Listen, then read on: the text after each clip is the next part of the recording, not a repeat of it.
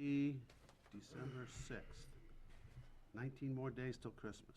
Not on yet. 20-something days of fiscal. All right, let's start with roll call with Guy. Guy Karen? Ivan Beliveau. Diane McCarthy. Lisa Jukes. Joe Spurl. Richard Fletcher. Brian Lewis. Lee Sperry. Brian Fournier. Scott Gross. Pete Georgiantis. I do have some communication that a person by the name, let me get back up there, asked to have read into the minutes from Lisa, I believe it's Wess, W-E-S-S. That's it. Is that That's it?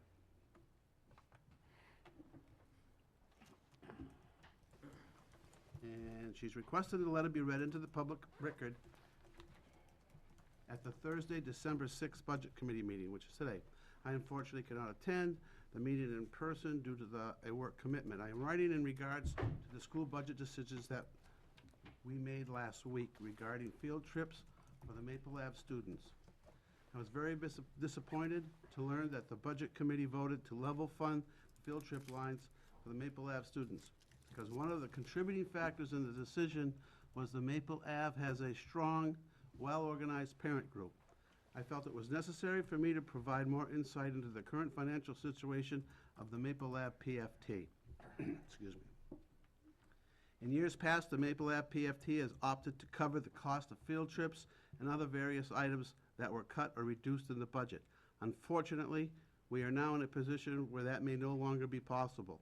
The Maple Ave PFT resources have been exhausted after 4 years of supplementing the district budget, and we are at a loss as to how we would be able to fund field trips for the next year.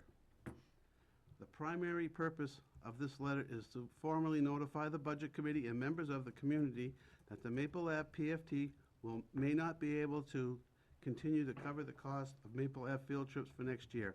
I am also hopeful that the committee will reconsider their decision and include the Maple Ave students in the same opportunities the children in Bartlett are receiving. Should you have any questions or need further details, please contact me at the number below. Thank you for your time. Lisa Weiss, Maple Ave PFT President. It has been read into the record. Anybody got any comments or? Okay. Do you want to include the number? The phone number? Yeah. I don't know if we should publicly put Okay. that on. I think that was more, the phone number was more pointed towards us, Okay. if we had any questions.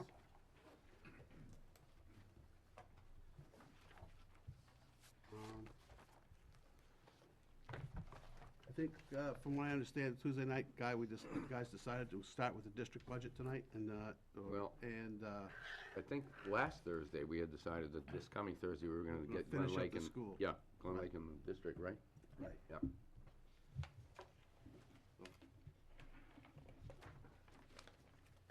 Mr. Chair, I know we customarily might not do this, but could we get like a moment of silence for Marie Boyle? I mean, I know she took the minutes when Joanne wasn't able to attend sometimes. I just think out of respect for her, if we could just honor her in that way,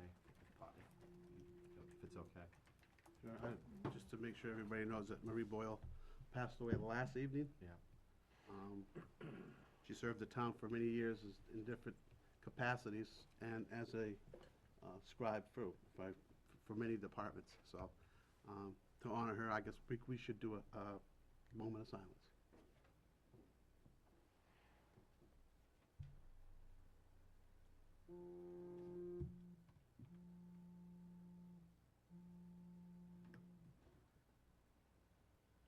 Okay, I think we should move on. Starting with the, Okay, one quick note, I'm sorry I'm late. And Ruth Gage called me right before I left and said she's very, very sick, and she didn't know how to get in touch with you to let you know that she would like to be excused. okay. So Ruth will not be here.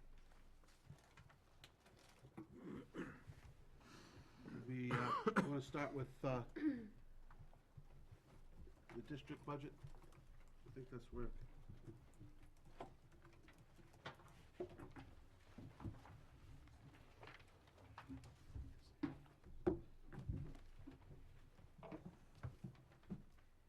Anybody have any comments, questions? Still right at page 1. Guy, you've got it started, right? You know where you're starting at? Yep.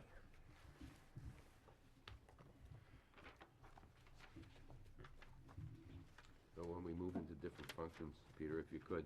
Just like I did Yeah, last time. That'd be great.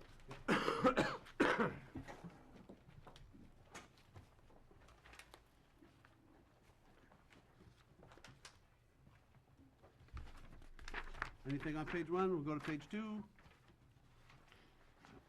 When 211 guide starts at. Thank you.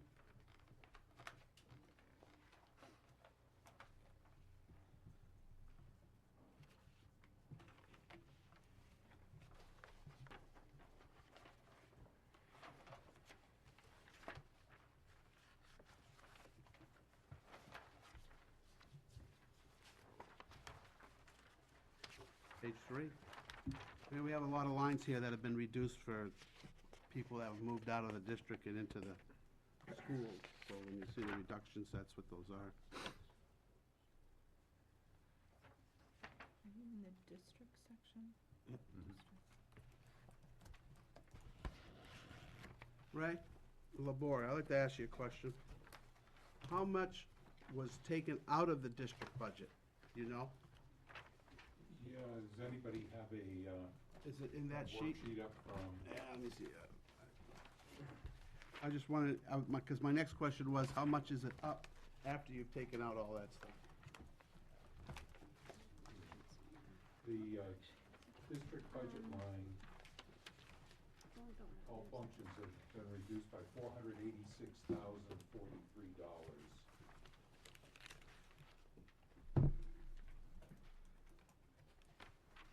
486 what? 486,043. Do we know how much was transferred? Yeah, but I think my question is, that line is down, but how much of that was transferred to other lines? All of it? No.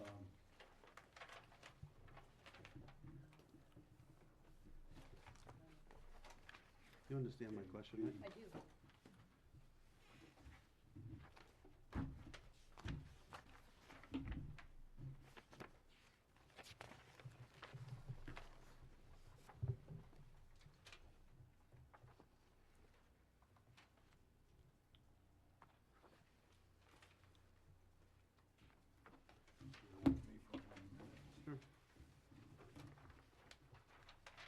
You understand that what I'm trying to get at, Ray? I believe so, Pete, yeah. Okay.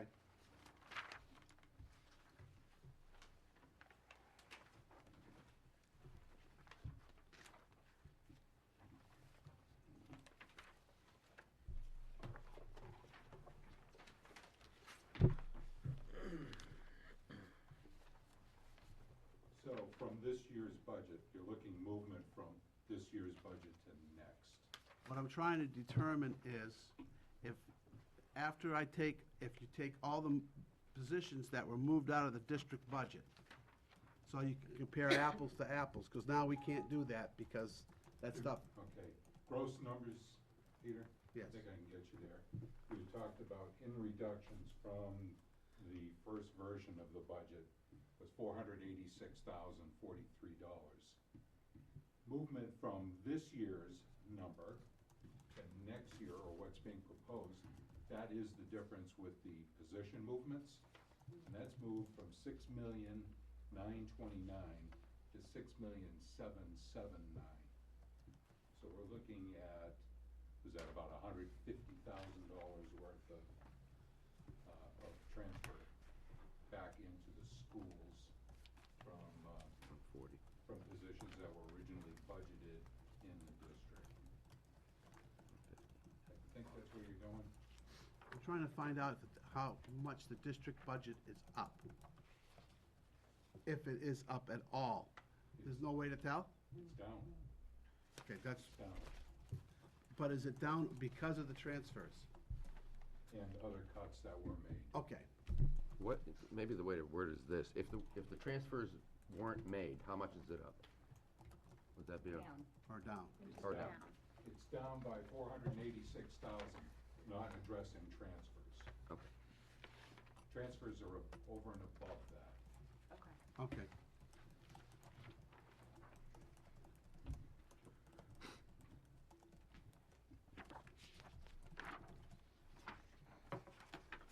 But is there, I'm sorry, is there a big reason why, I mean, that's a pretty big reduction. Where'd it come from? Yeah, where did it come from? Just, Something's not right there. You don't cut $500,000 out of the budget. okay, there's been a reduction in the SAU budget. We talked about that with you folks prior. There were school psychologist positions that moved out of there, one into the Goffstown district, the other moved into the New Boston and Dunbarton school districts.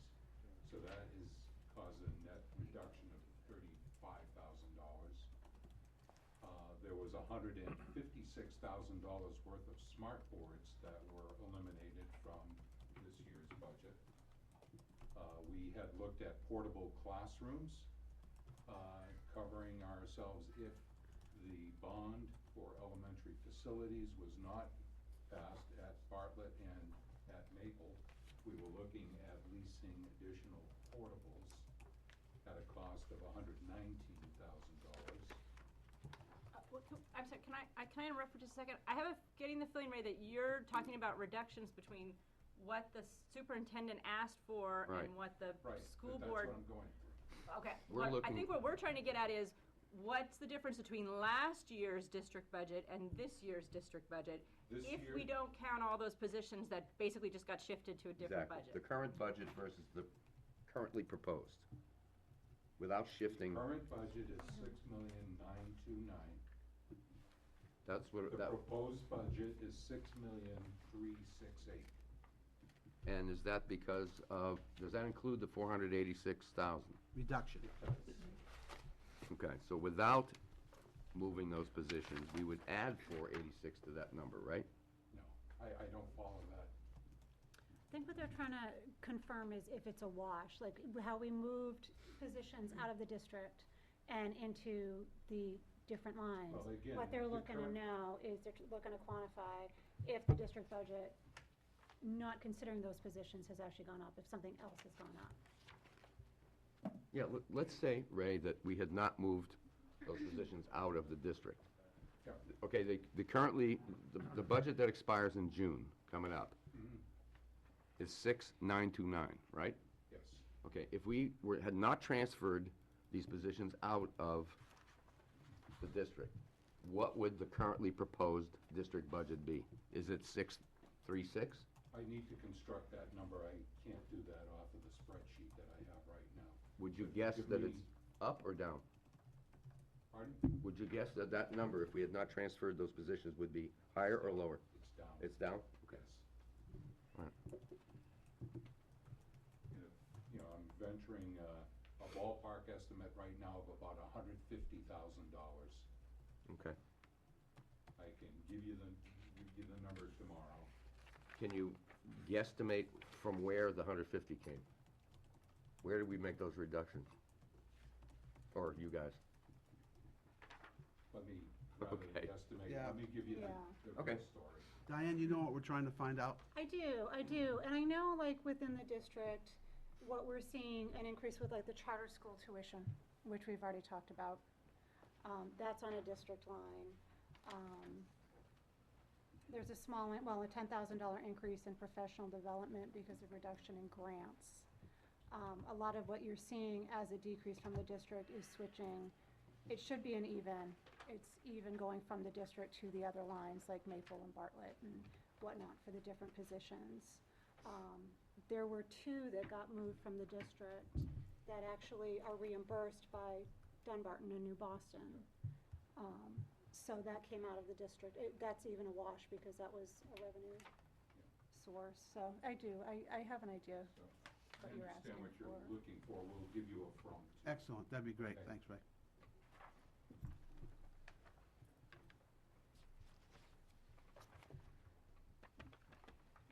We on page 5? 6? I have one on 5. Okay, go ahead. The regular ed technical non-capital software. are a bunch of licenses and antivirus software. It's not in the current year budget or the prior year budget, but it is in this year's budget. Is that something that we have to pay for every 3 years or 5 years or something, or? If you take a look again, we have the program 16 and program 18. We've tried to segregate all technical hardware and software under the 16 number. I think that's what you're looking at. I am Going under from 0 to 16. 5,000. Oh, so You this flip is, to the next page, it goes from Oh, 5 to 0. okay, so Can you this just is, say the account number or whatever? Yeah. The okay, line I'm sorry. number? I'm on 651. I'm in function 1100 under the district, and the line is 651. Okay, the bottom of that page. The very last one, Thank the you. bottom of the page. Bottom of page 5, and what Ray's saying is it's simply a matter of shifting things from one line to another.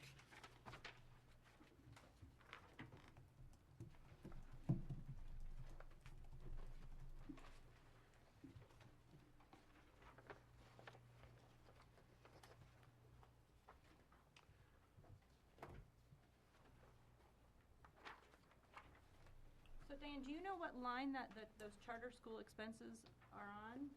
I'm not Off the seeing top of them. my head now. Ray, can you, We're in the 1,200 function. I was gonna say, and Ray the can spread through there. shout out numbers. It's like, oh, that's function, oh. So it's, all the charter schools are in 1,200? Yes, because that's where the school district is liable, that's where they're liable for expenses, is for special education services. Oh, okay, because the regular ed students who go to charter schools don't cost us anything. And if you look, it's my page 10, Elizabeth, 339. You see like charter school, other professional, Yes, I do, thank you. and then 563, charter school, sped tuition. Okay. Thank you.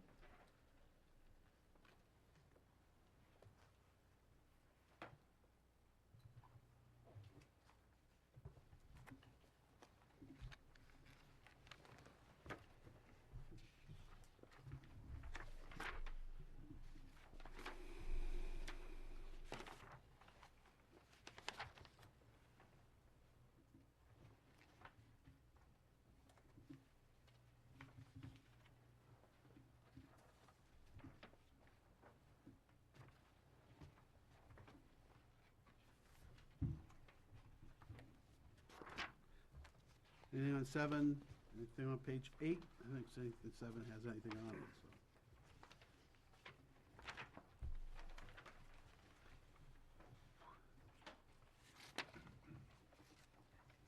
Go ahead, Guy.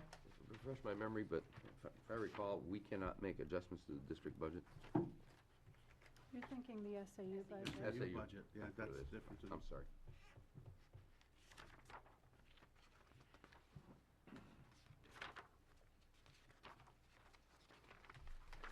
Page 10. We're on like 1,200s now, Guy. Okay. Starting with 261, page 10.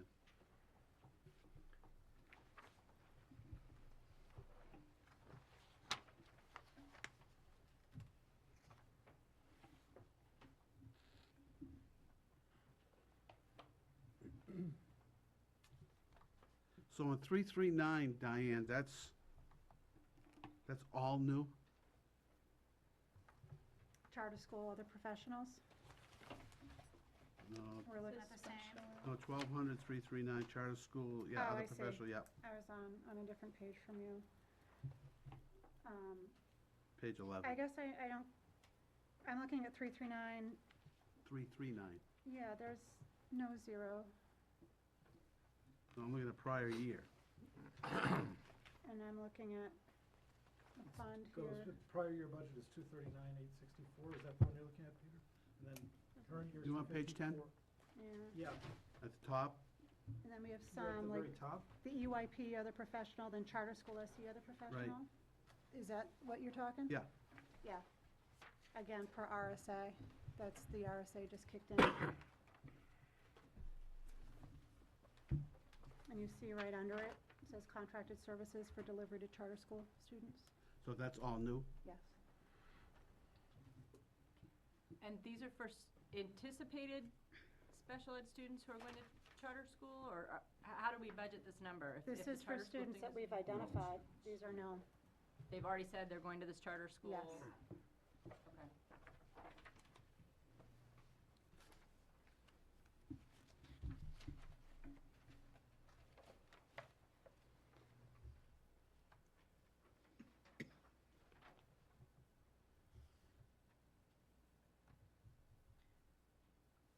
Go ahead. On the bottom of 11, the various private school, I'm on function 1200, line 564. Mm-hmm. Private school, or private tuition for, this is Lighthouse, Pine Haven, Crotched Mountain. One of these Crotched Mountains is at 305. Is that for one student? It's a full-time placement. So Uh, yes, like one they live student. there, right? I mean, They the live full-time there? placement, that's how you define it. That, 3 students there. Three Yeah. that, Okay. And they live there, you said, right? I just had that in the singular, so. And the school district is responsible for all of that? Yes. Not just their education, but to live there?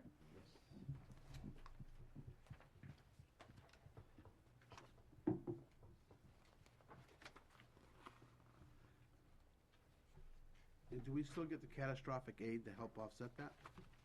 It is declined, but we do get, Cat aid has declined, but we do still get. How much does it decline? We've gotten, for this year, we were receiving 60% of what we're entitled. You're And it was entitled to how explained- much, Ray? It was explained, Yeah, I know, I'm just trying to. anything over $30,000, round numbers, we're supposed to be reimbursed at a full rate. We're getting 60% of what Okay. we're entitled. Looking at So if we had a hundred, What I put in my letter. if you had a $100,000 placement, you would expect to see 70. We're probably getting about 40, 42. Well, aren't we responsible for the first 30? Yeah. So wouldn't it be 100% of 70,000? Yeah, but we're not getting 100%. We're getting Oh, about no, that's not the question. If They're it's responsible for 70,000 out of the 100,000, right? first 30,000, Right. yes. So we would be getting 70,000 and then but now we're only getting 60% of the 70,000. Okay.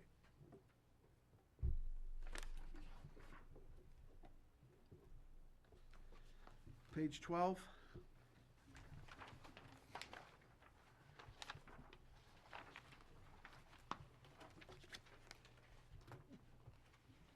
Page 13, we're on 126111, guy.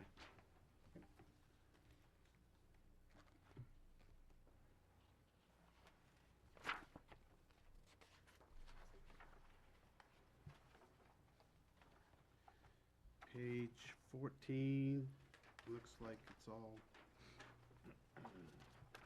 it's comp, retirement.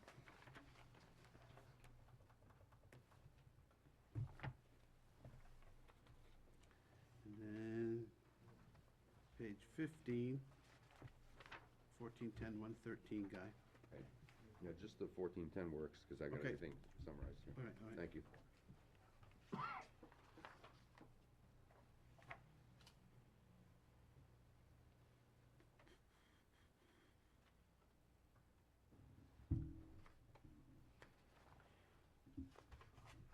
Any questions? No, I mean, a lot of this is stuff that's outside of our control. I mean, it's either related to employee contracts or special ed. Absolutely. And we can't do anything, so, Move on, that's why I skipped it out on. It's the same thing on page 16. And page What 7. are athletic stipends, Um, 27?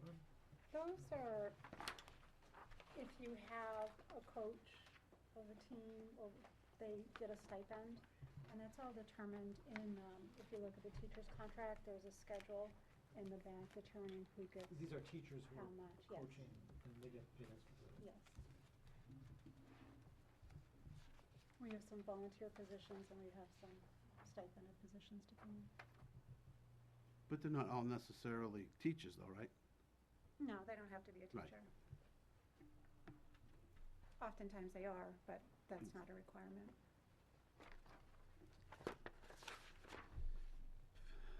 16, 17.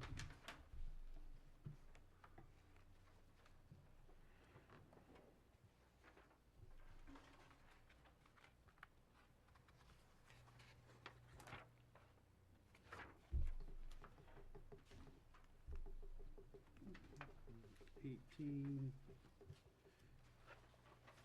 19.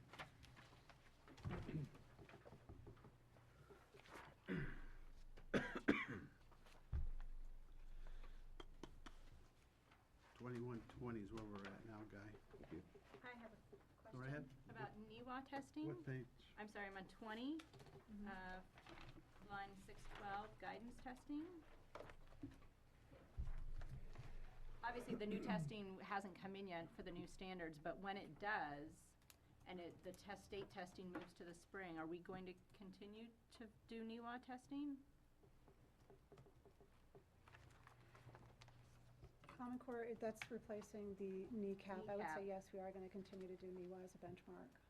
Okay, so they would be doing both, they would continue to do both testing. I would say so. Okay. But honestly, too, we're looking out some time. I mean, that would be a policy decision. That would be a decision they'd be making in the future. But as it stands, yes, we are looking to continue NEWA testing as a benchmark. Okay. Page 21.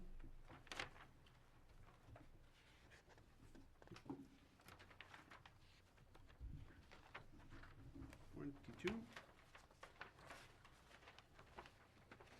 23 is 2213, Guy.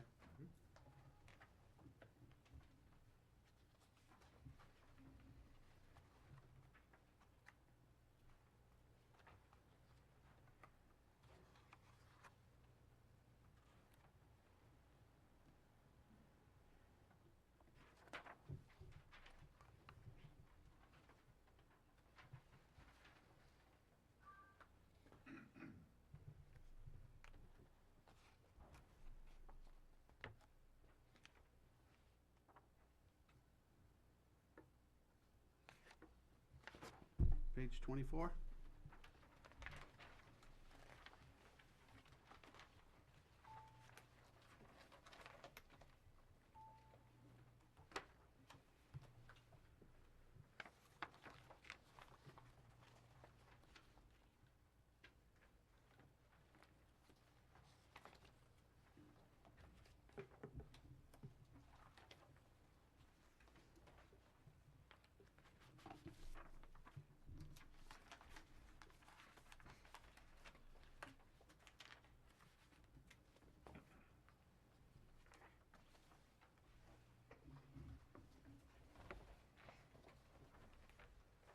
Twenty-five.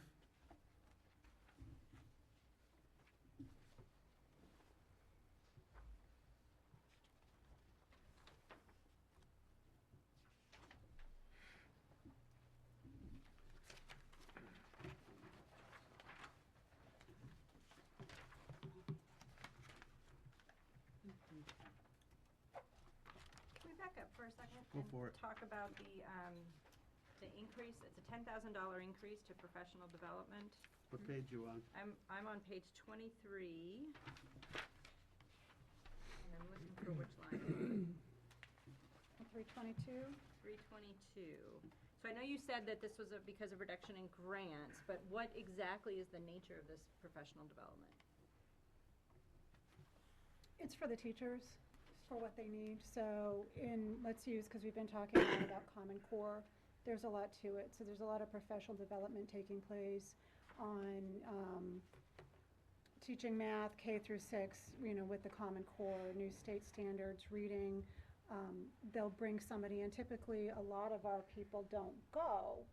We might have one or two who go someplace and take advantage of a seminar, but then they come back to the district and they're responsible for telling everybody Right. what they learned. So it's essentially attending different, not necessarily a conference, it might be, a full-day workshop, a half-day workshop on any assorted pieces of their profession. Do these tend to be in New Hampshire, or do they have to travel farther? There's a lot locally, right? Yeah. And because this is getting up to speed on Common Core, I take it this is going to be something that we're gonna have for a year or two, and then I mean, ongoing PD, regardless of the Common Core, I mean, you always need something to stay current. And if there are new skills, whatnot, that we can bring, we often bring people in-house. Yes, I would say more than anything. 'Cause it's they've less already been expensive. bringing in people to do presentations in-house. Over the summer, they had all teachers, K through 6, looking at Common Core and reading and writing and so forth. Okay. So, well, I mean, I guess I'm not questioning the idea of professional development, I'm questioning the $10,000 increase. They had originally asked for more, and that was decreased at the board level. The grants have run out, so they simply don't have an outside source to help fund for the professional development the way they have in years past. Okay. That was on 23. On 24, the $30,000 request for the technology position. Is that the one we talked about before?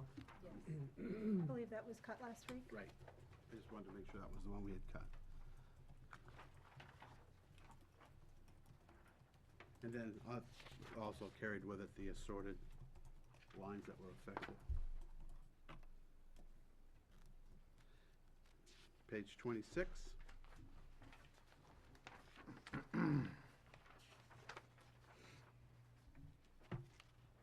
Page 27.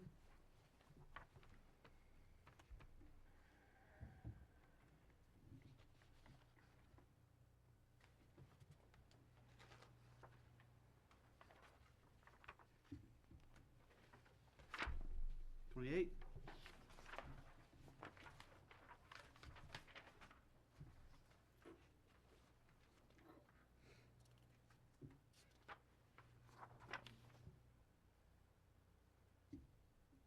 $29.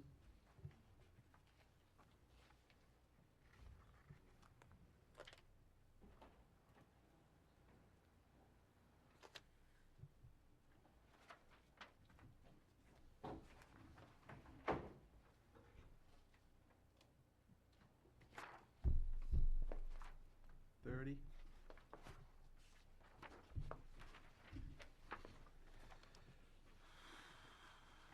Nothing really, touch that. 31.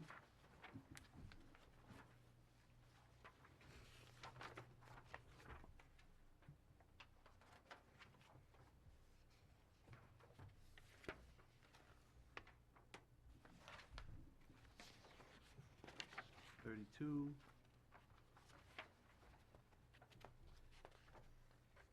$33.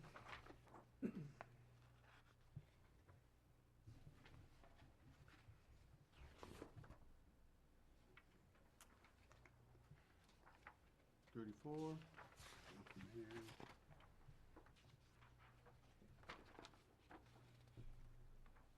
$35.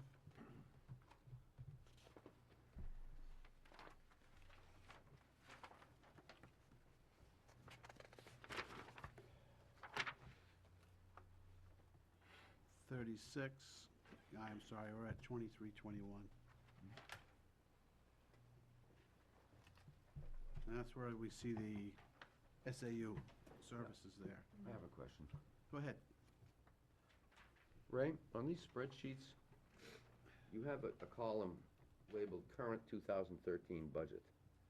Is that what was proposed for this coming year? That's not what we're currently operating on. That's the one we're operating under, And so you're calling that 2013? right, 2012. Because it ends in 2013? Okay. Correct. So 2012 budget is the one that ended June of this year? Correct. Okay, thank you. It gives you opportunity to see 12, 13, and Yeah, no, it's just, but, 2013 budget to me meant it starts in 2013. Okay. so in Ray's thinking, we're working on 2014 budget then. That's right. Yeah, you're right. 38? Where's on the, I'm Sorry, looking go at my ahead. notes, and it says for the technology, the library server, library automation system, summer tech work, it's on page 36, but I don't see it. It's an increase of 43,000.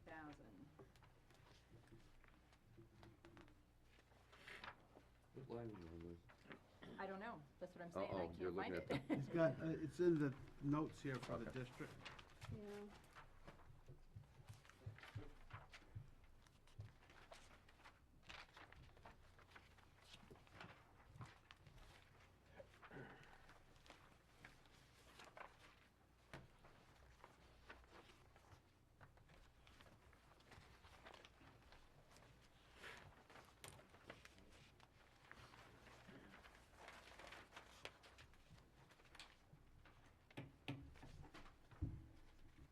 Page 25, is that what you're talking about? The technician, the one that we cut? It's not a job. Oh. It's not a person. It's technology work. It says technology, library server, library automation system, summer tech work.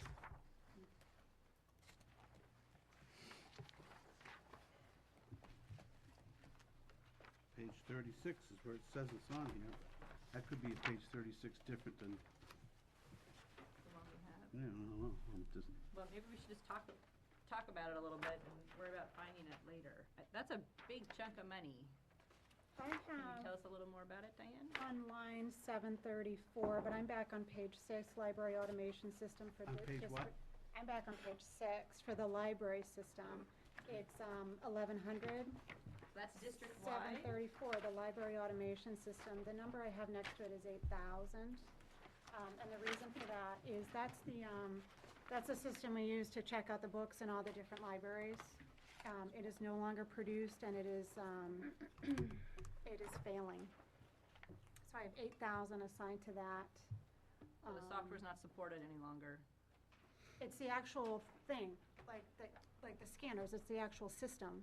Oh, it's that not the they software, use. it's the actual, It's the Hardware? actual system. It's, you take the book and you scan the barcode. Hardware. Hardware, thank you. And,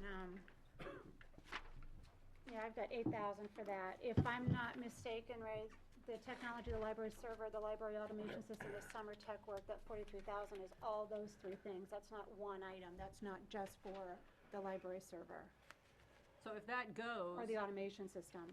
they have to go back to doing it by hand and try to track everything by Right. hand? And It's not a workable solution. you'd have to hire more people. Okay.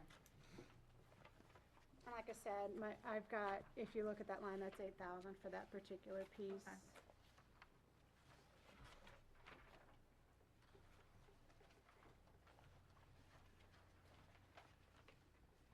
and the library automation is different. I think it's part and parcel of, Ray, can you speak to that at all? The The system automation is 8. system? Actually, that's what it is a replacement of the existing system with new hardware and software.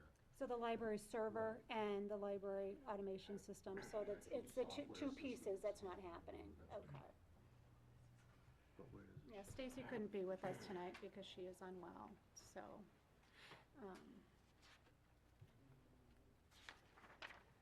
Okay. Do you have any more questions on no, that? no, I'm Elizabeth? satisfied.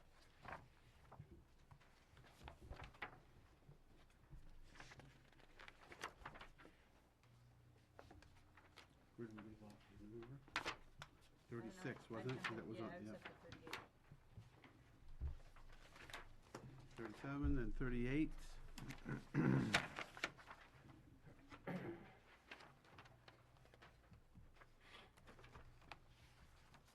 I'm gonna make a motion on 38. Go ahead. Function and line? 2620, line 114. I don't think we've done this. No, This is for the additional time for the facility secretary. right. I'm going to move that we cut that with all associated benefits. Cut the additional days, Okay. which I have down as being $5,525 plus the Yeah. associated benefits. 5525, you said, Liz? Yes.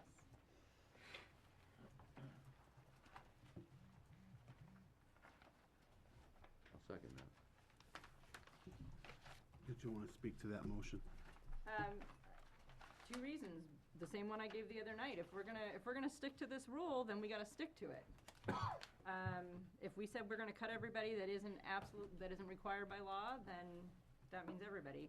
The other reason is that I'm hopeful that, I know that they're swamped at facilities, but I'm hopeful that her hours can be shifted and adjusted to the summertime, to maybe provide that, or not, to offset that need to some extent. Diane, do you want to speak to that? I'm happy to, but I'm wondering if the person who's looking for it would you like to speak to it, Jerry? This is. Do I have to get up there? Not if you don't want to do, that's fine. No, it's just that it's the busiest time, and it's the most difficult to juggle, and sometimes it ties me up, having to answer phones and getting numbers and things that I need. That's all I can say, is that it took me a long time to just get to 3 hours, which has been helping tremendously. But the summer is the busiest time, no question.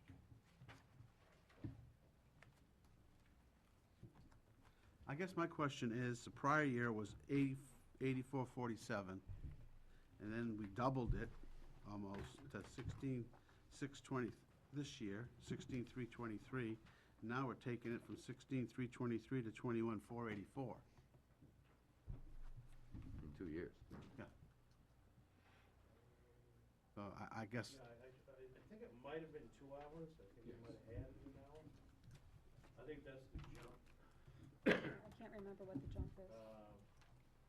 For 2 hours, by the time you get organized, it's difficult to also employ somebody for that, unless they're working there maybe and they can pick up some hours. I think that's what that jump is from one to the next. any more discussion? The motion is to cut the request for additional secretary's time from 195 days, 261 days, or $5,525, along with the associated cost to that number. All in favor of the motion signify by raising your hands.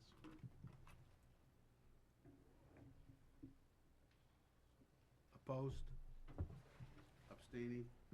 Just one opposed. Everybody else is. Diane. Sorry, doing the all. It's like, Still there.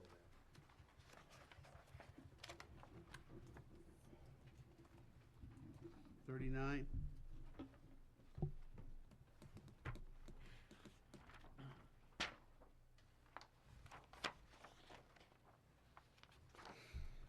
Forty.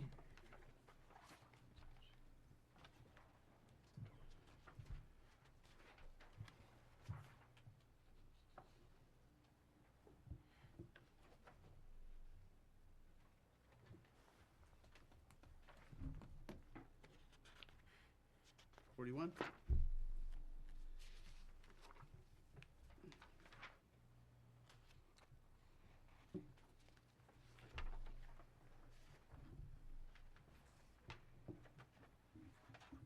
Forty-two.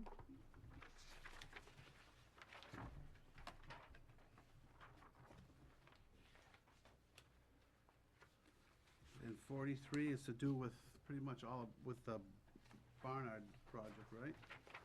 The town. Pardon me? Yeah. That's their share, and the town's kicking in 25, or the, Right, that was what we had agreed upon. we determined a lot of that had to do with the safety of the track too, right? Correct.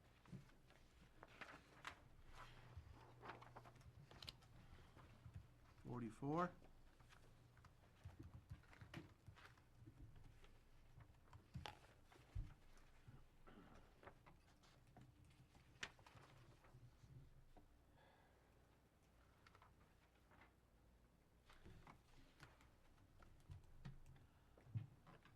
Second pickup truck, Diane, is that, we're buying a new pickup truck and keeping the old pickup truck?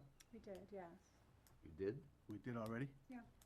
That's done. We have a different truck. And the reason that we kept the other one is, as I understand it, the trade-in value was really nothing to speak of. And so they've got the second one as a little bit more of a beater to do some of the stuff that might cause more wear and tear on a vehicle, such as they're doing some plowing or taking, we have one lift that gets driven from GHS over to Mountain View to reach high places. And I guess that bangs on a truck pretty well, or it causes some wear on it. So they use the old truck to do that.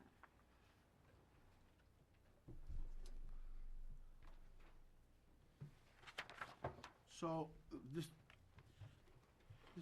so I know in 2 years from now, when they come in and say it's time to replace one of our trucks, and so we're gonna increase our fleet to a second truck.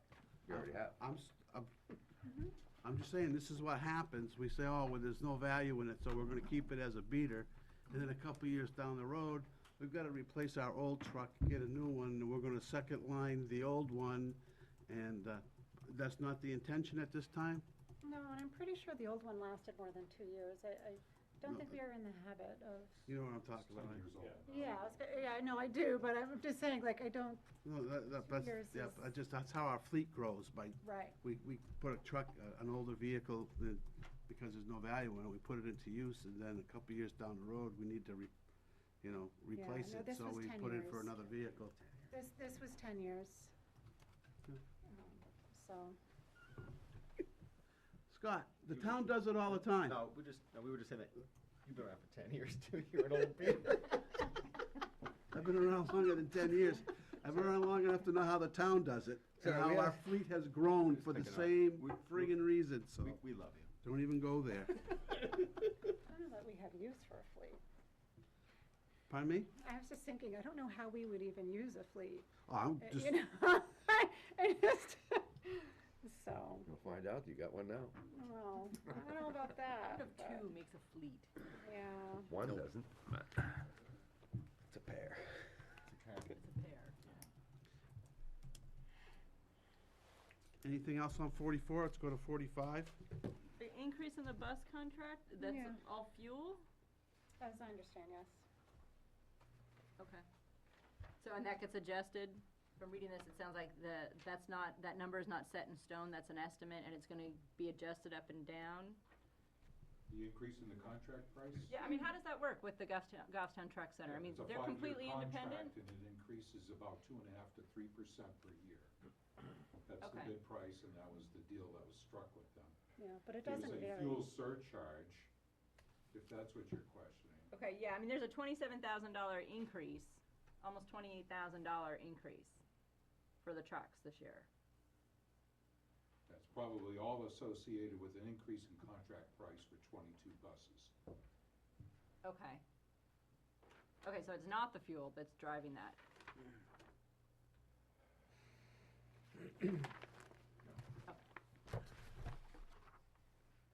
Just to be clear, on the fuel, the contract assumes $1.50 per gallon for diesel fuel from Goffstown Truck Company. Whatever the difference is between actual market price and the $1.50 per gallon is a liability that the school district has to Goffstown Truck Center. So yes, that will vary from year to year, and it again depends upon the kind of deal the truck center can strike for diesel fuel. Okay. Where are we in that contract? This'll be we're in year 2 now, we'll be moving into year 3, Okay, with 2 more to go after that. okay.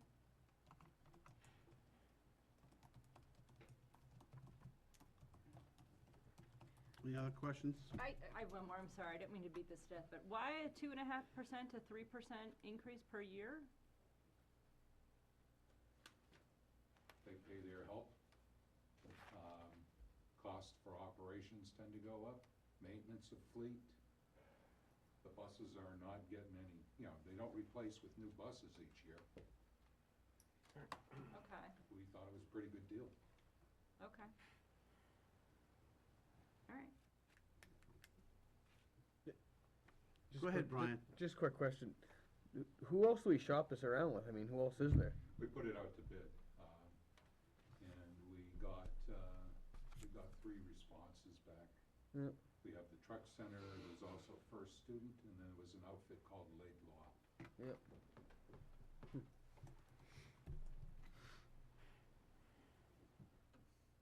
Any other questions? No, I was just curious. You want a piece of that action? Page I was just 46. thinking it sounded like they were the only game in town, that's all, you know? Like, Goffstown well, Truck Center, yeah. who else are you gonna use? Yeah. Why not take them to Goffstown? Yeah, let's give them a ride.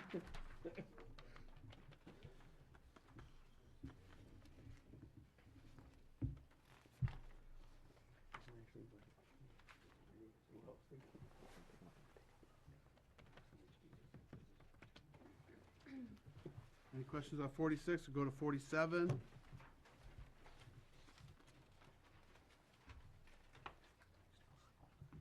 So on 47, this line for homeless transportation, it's line 511. I'm in function 2790, line 511. It's budgeted at the current year at 10,000. Do you have any idea what we've actually expended? Never had to do it. This is a new one? Well, No, it's in the we've had current to do budget. it, we've had Yeah. to do it last year as well, and it was something that I know we saw the numbers increasing as far as the number of homeless students has increased. But do you have a history, do you have a sense I of a don't have history on it? actual cost with me right now. I know we've been trying to be This question creative. was asked at the last meeting. We took a look at it, and there hasn't been anything incurred yet. This year. Right. Because I wasn't last year, the first year when we actually budgeted, or that we set up the line for it. It was. I remember the logic behind setting up the line was because this was something that seemed to be growing. By giving it its own line, you could better keep your Track of it. pulse. But I know too that, there are efforts to see if the child can maybe get a ride to school or if something else can get worked out. Because, I mean, realistically, if they live in Nashua and we're their home district, technically we have to go to Nashua and get them. So there's been some efforts to try to avoid Okay. such a situation. Can you explain that to me again? Yeah. Crazy law.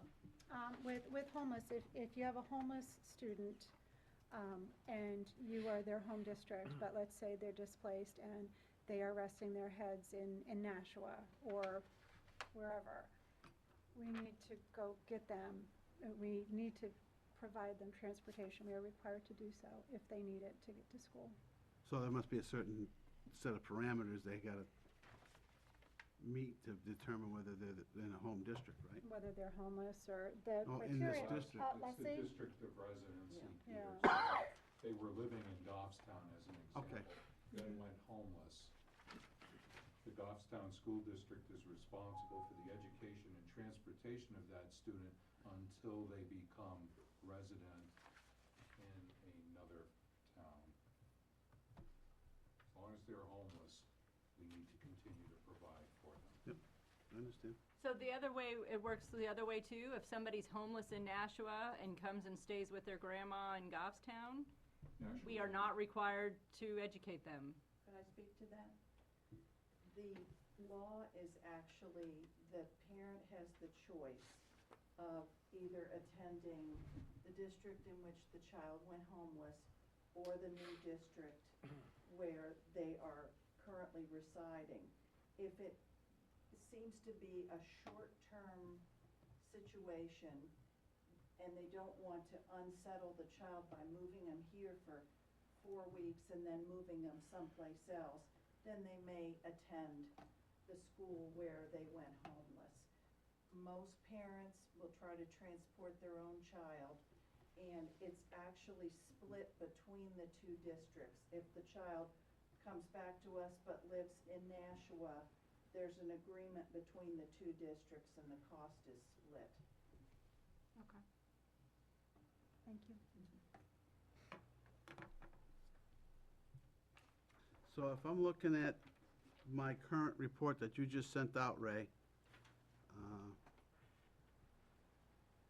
it says 2790 other student transportation. Is that the same line? It's the No. same line.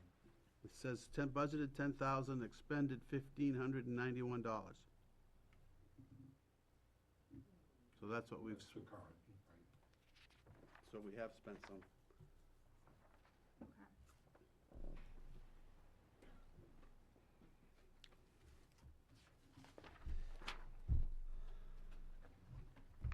47.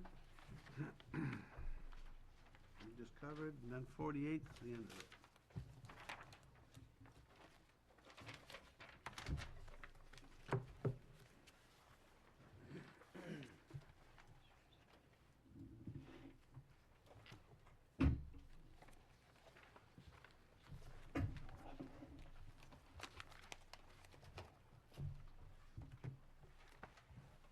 Anyone have any questions on that?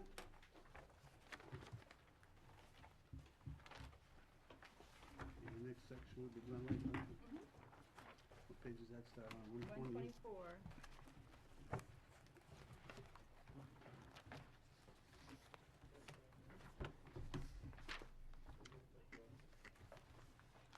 There's no other questions on district, right? We're all set with that? Let's start at 124, Guy with 1100, 111.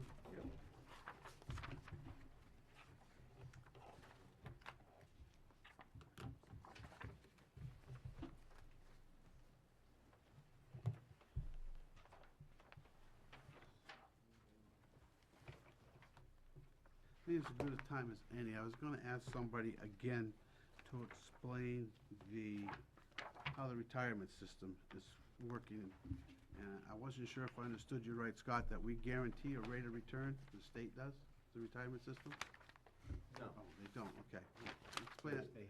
They shoot for a rate of return, I mean, as a goal. Yeah. But there's nothing, the way that a defined benefit pension works is that, yes, that is a set amount of money that as long as you, depending upon what you earn, how many years of service you have, there's a formula that you are gonna be getting X percentage of your final, average of your final year's pay. So that's a defined amount. So then you have to fund that amount. That's your pension liability. So that's a preset number that obviously that they have to, with their current funding, they have to get enough investment return to hit that target. So that's what you hear these terms of funded versus unfunded liabilities. So right now, there is a lot of unfunded liability in the pension plan. That's why they ask for greater contributions from both the members and the municipalities and the school districts. So, but there is no set percentage that percentage changes as the investment return gets better or worse. They have to always, manipulate that, the investment people, to hit that target. But the target is it's a moving target? It's a moving target. Based on? Based upon investment returns, yeah. So if there's, Because what I'm trying to but say there is, is a guaranteed return, a guaranteed amount into that person's pension goes up. Their pension funds aren't like our 401Ks or whatever, where they, one is a defined Right. benefit plan, one is a defined contribution plan, two different things. Yeah. Joe? Is the defined retirement benefit set at the state level or at the district level? State level, it's not a, State- it's not So a, we have no control over that. no. What you do have control over is you have control over salaries.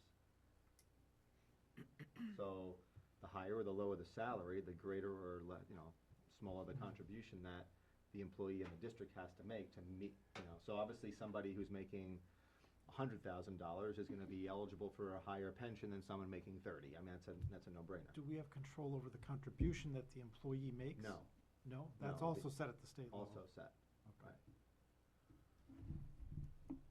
Anything else, or? Again, I mean, I know enough about pensions and, No, I'm just wondering. but I'm not, How you're the- asking me some questions I that don't are. know how the state shifted the cost onto us and why that happens. Well, It's mandated by the state. well, what happened was, they were contributing at one point 35% of the share that the local municipalities and school districts had to pay towards retirement.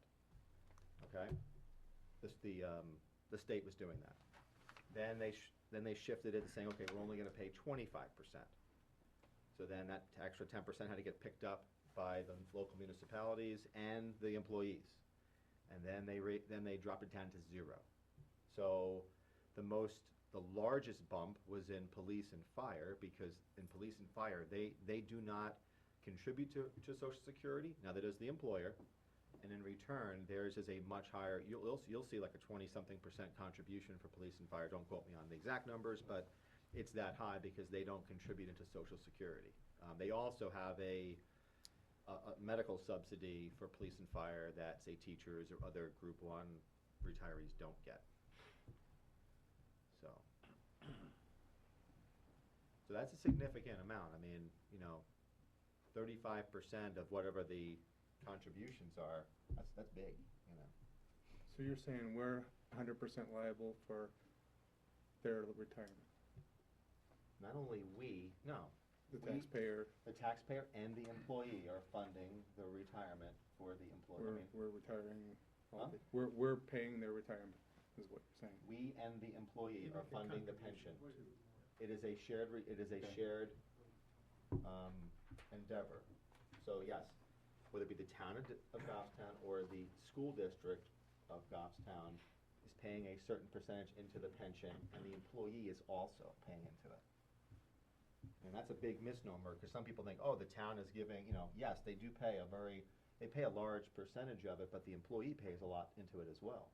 And the same thing on the police and fire, they pay a ton into their pensions. I think Chief, you wanted to add something?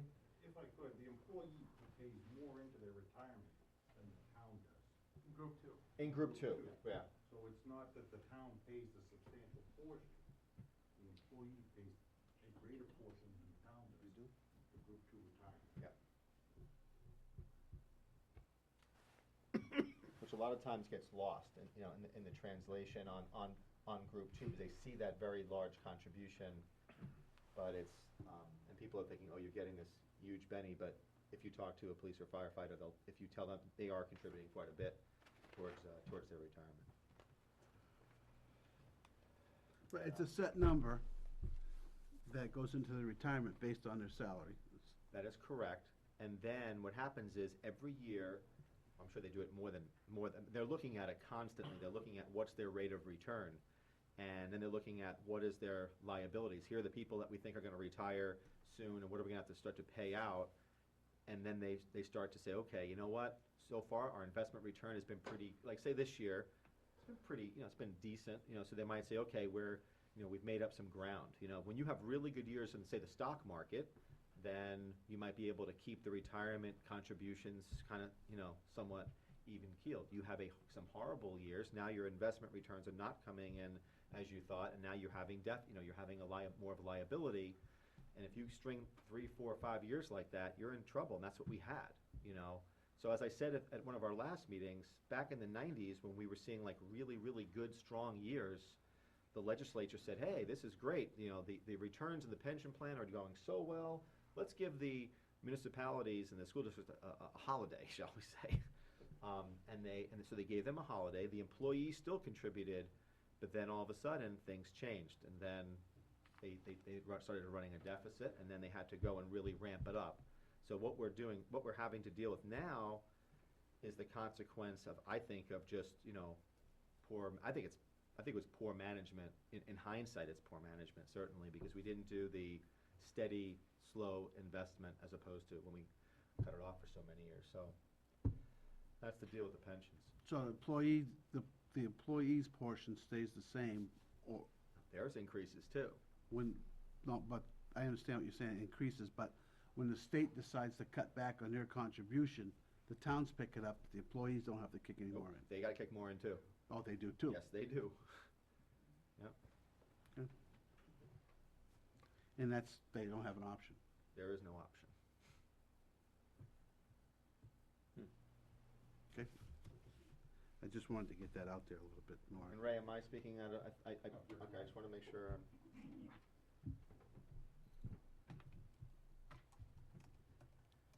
Okay, so we're on the kindergarten, page 124.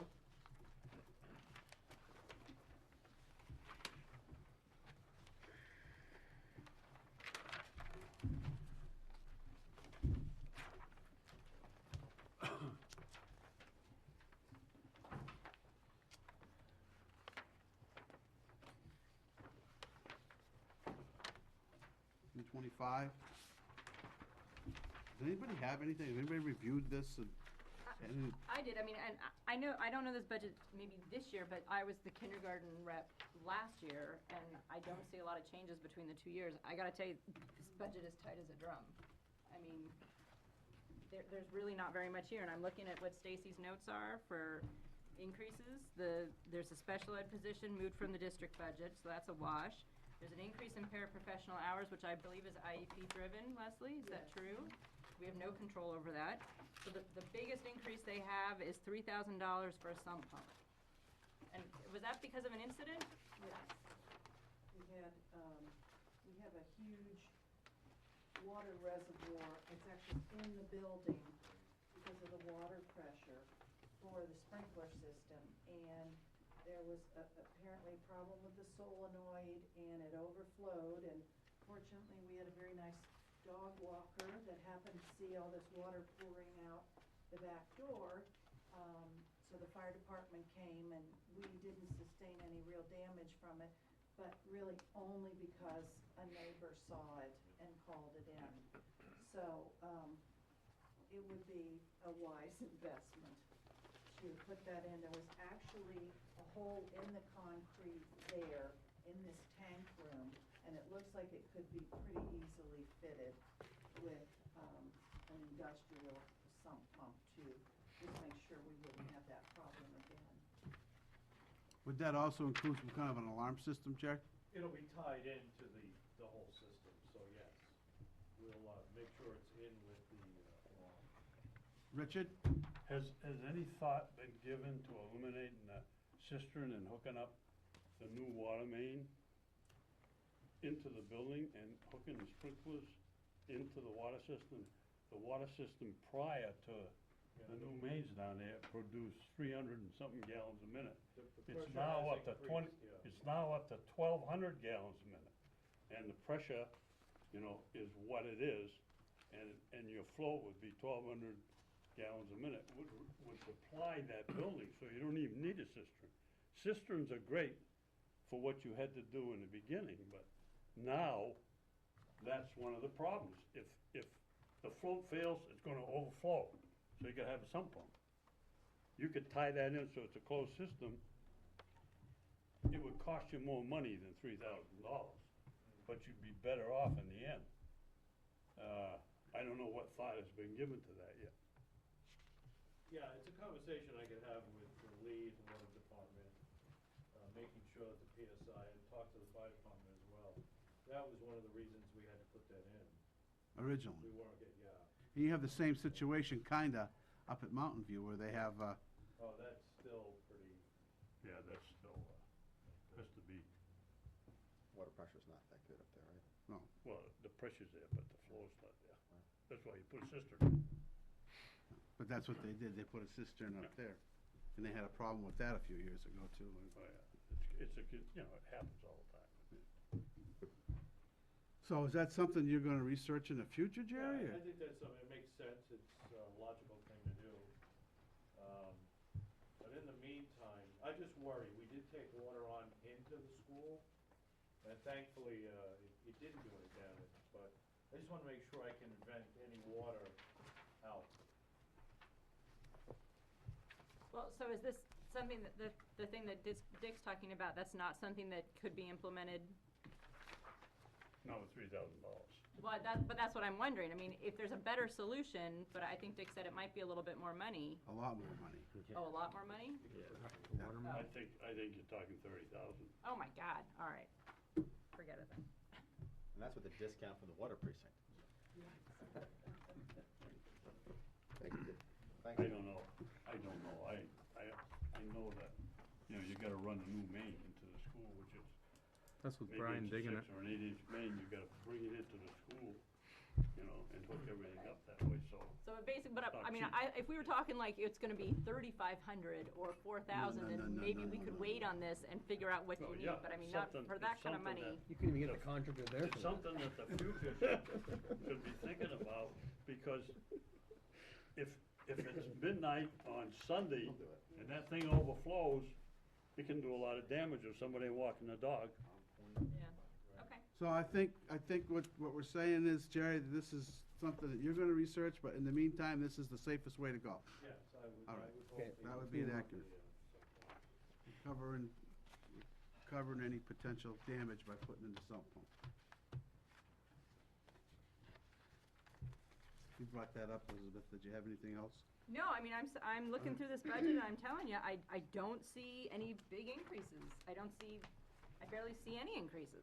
Well, if Elizabeth don't see nothing, I'm not gonna find nothing. No, I'm not saying that. He asked me and I'm just saying it. Just throwing it out there. Any questions on the kindergarten budget? Seriously, I would like to. She's cowless tonight. Where's the I moo-moo? don't have my cow. I Where's left the it moo-moo? at home. Oh, it's gonna be a mess. Guy, you got anything you wanna ask about that? Nope. I do have a quick question for Ray, though. Back to the 486,043 that was transferred out of the district. I presume that that number was lower in the current budget.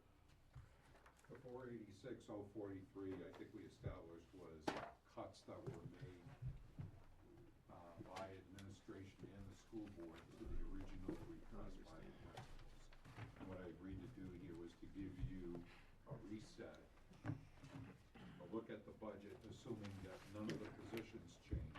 Right. And trying to quantify what, Oh. whether there would have been an increase or a decrease in that scenario. That's what I understand. Right, but that's really not kind of what I'm asking. That is something I'm looking forward to getting from you. But the 486 represents an increase in those positions, right? Like, those positions that are transferred out, were they budgeted at 486 during the current budget? No, They no. were- The they were a little- 486 was comprised of items other than positions. Okay, all right. Smart boards, modular buildings, that sort of thing. Now I got it. Okay, thanks, Ray. That's it. But the positions that were changed, I'm sure they probably had some kind of increases in them, Diane, when they were moved over, if they were due increases? Yeah, it would be a Yeah. contractual, Right. the regular, Yeah, yes. that was Yes, kinda my other- nothing voluntary, if that makes sense. Well, yeah, I know what you're saying. Any other questions on the school?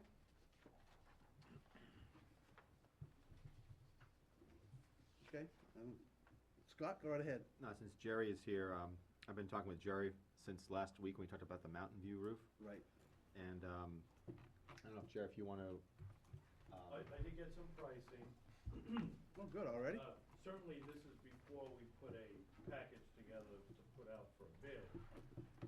But to do now again, this is as close as an estimate as you could get, was $193,000 for a 50-year architectural shingle, as well as the membrane. And that's the only thing that's in question. My feeling is if you do the whole thing, that's ripping it off. We could possibly save some money if I do talk to DPW to help me with, we could save money if we can get the old roof, disposed of without a cost. That would help. That could bring the price down a bit. But that's gonna go on to, Well, there's a cost to somebody no, someplace. no, no. If you were to bring a hauler over, I think you're probably gonna need like 10 40-yard dumpsters. When those get hauled away, those are about $1,000 a pop. If DPW put a dumpster there, all we would do would be paying the tipping, and the transportation they'd be taking it. So you'd save a little bit of money by doing that, as opposed to a private person, doing it. It's not a whole lot, a couple of thousand, maybe 2,000 tops, But you're in the budget line at $200,000 you were talking about. That's what we had in the. Yeah, so I mean, you're pretty close with not on a that. solid waste, bud. I've had this conversation before, this is what always happens to solid waste. People at the school, oh, we're gonna save money, then we throw it on them. Well, that still comes out of their budget. No, what I'm trying to say is that, no, the school would still pay what the tipping would be, Okay. but it would be less than if it was. But they're still gonna get stuck paying for the trucking and everything else. Who's gonna pay, are we gonna pay them for the trucking too?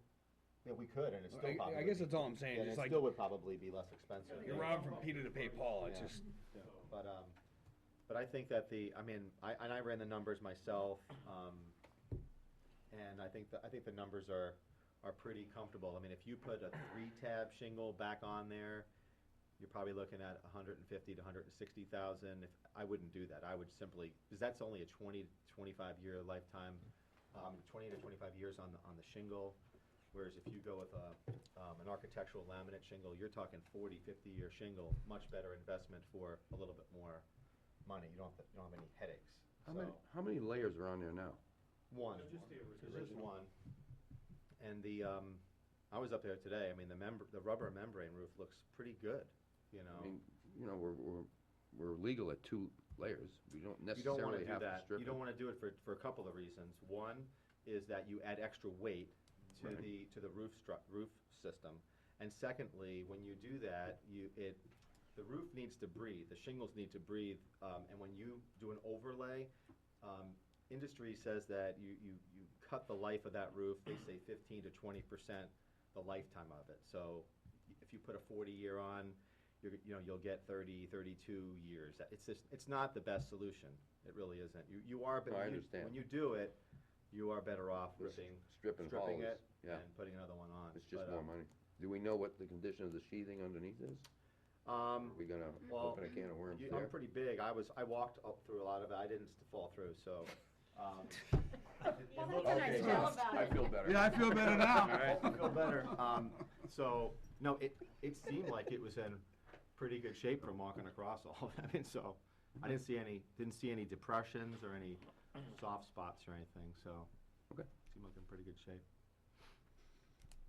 Any other questions while we still have the school folks here?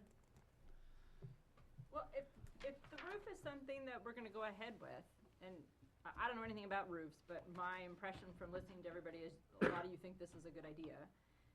Was there any discussion about the idea of putting it out as a special article instead of leaving it in the budget? No. Do you think the board would entertain such a discussion?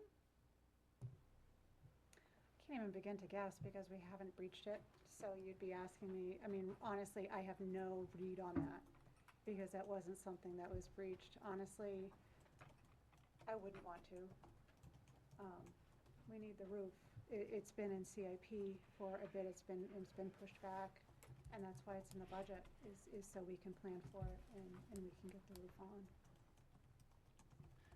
Not to mention, there's been a lot of talk about having too many warrant articles. Well, that's as That true. was discussed, you know. I mean, I'm not last year. necessarily saying absolutely do it, I'm just saying maybe it's worth the time looking at it, because the thing is, at $200,000, I'm worried that people are gonna see, oh, a $200,000 increase to the school budget, forget it. And they're gonna vote down your school budget, and then you're gonna be stuck with nothing, or stuck with the default. And Peter, were you on the budget committee years ago when it was Bartlett's boiler and they put that out? I mean, that got like resounding. I mean, they've got like 80% of the vote. I think the voters, from what I've seen, when it's a roof, when it's a boiler, when it's something important, they typically vote for it. Whereas sometimes they might be hesitant on a budget. They see a roof or something critical to the infrastructure. They're like, you know what? I might not like the budget, or I might not like this, but you know what? This roof is gonna get, needs to get done. So I don't know. I think it is a good question. Yeah, I have no insight. I have no insight because we haven't breached it. Well, I couldn't would tell you one way or the other. suggest you might want to consider it for reasons they both brought up. And nobody's going to look at a special article for a roof and think this is a nice to have. They're going to figure, you guys are asking for a roof because you need it.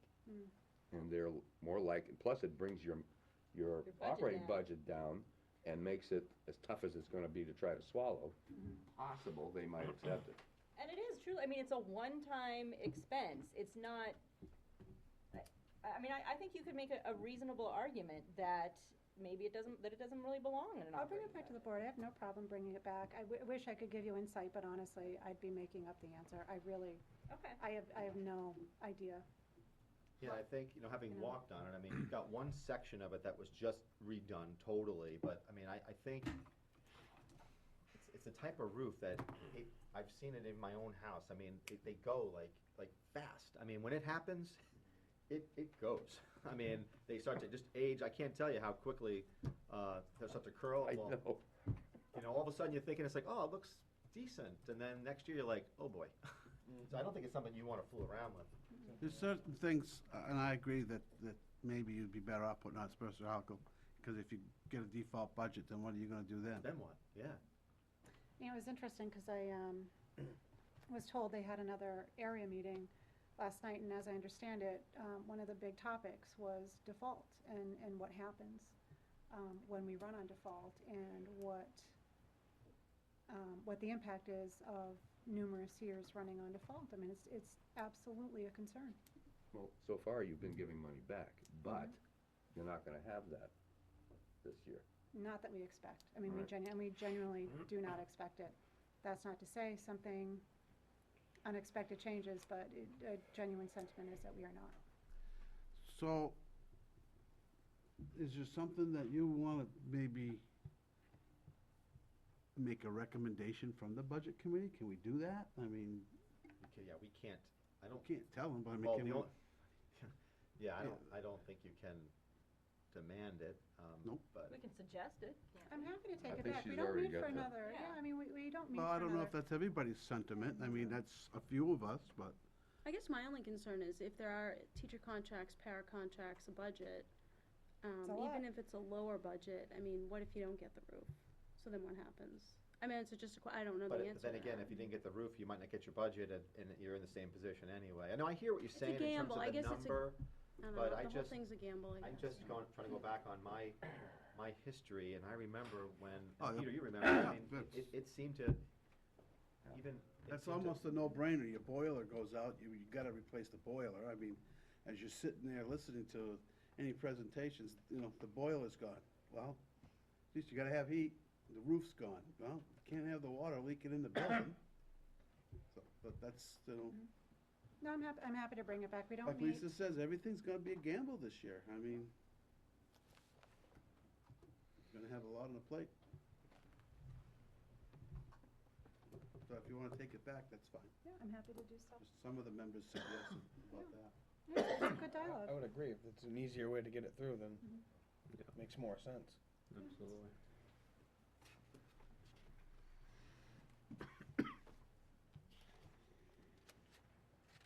Okay. I think we're done with that. We still have, I would say we still reserve the right to review once we see contracts and stuff and which way we wanna go. You know, what kind of monies we're looking at total. I mean, that's really gonna be the, Still waiting to know what's going on with the contracts.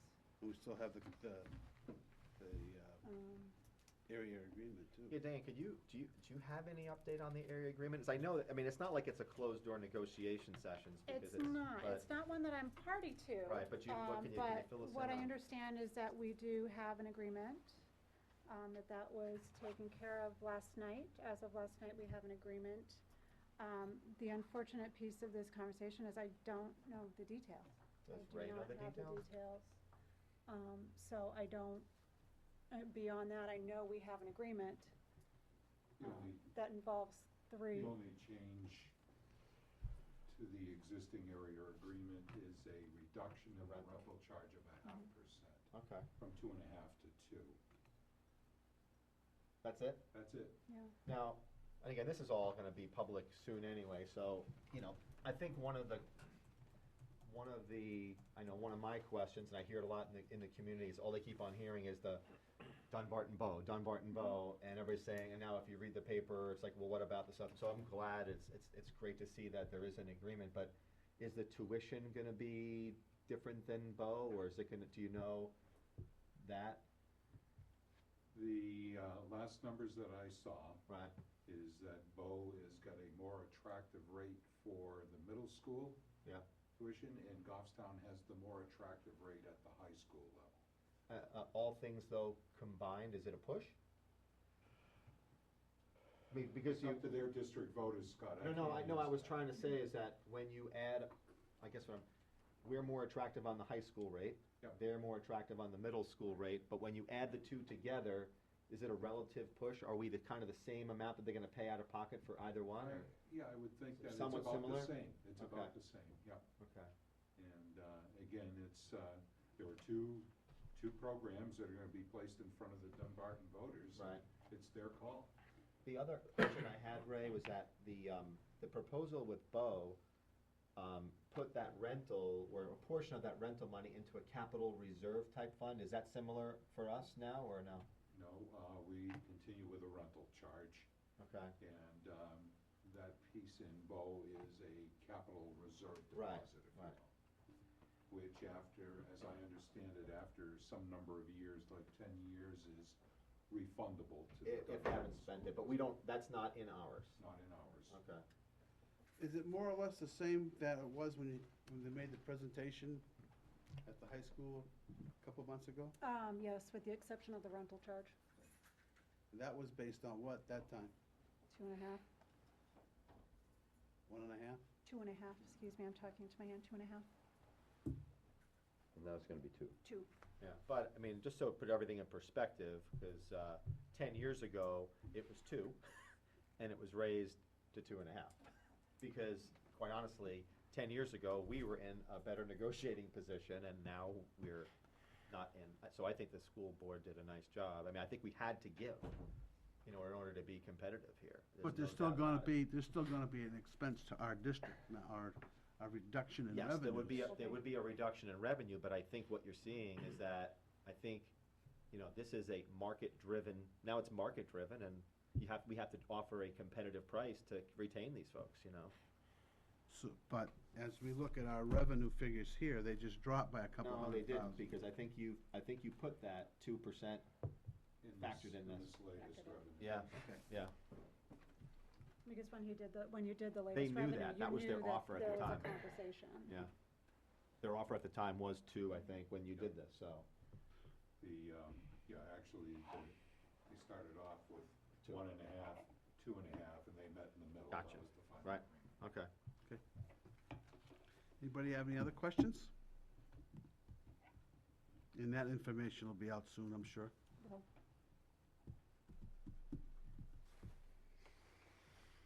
Okay, Ray, did you have something you wanted to add? There's a press release that's being generated now. Okay. So you said, Diana, was the 3 districts? Yes. So if Dunbarton doesn't stay with us, do we have to totally renegotiate the area agreement? They were talking about that, and the conclusion was no. Right? I know they met with the DOE. There was a hearing about that. Right?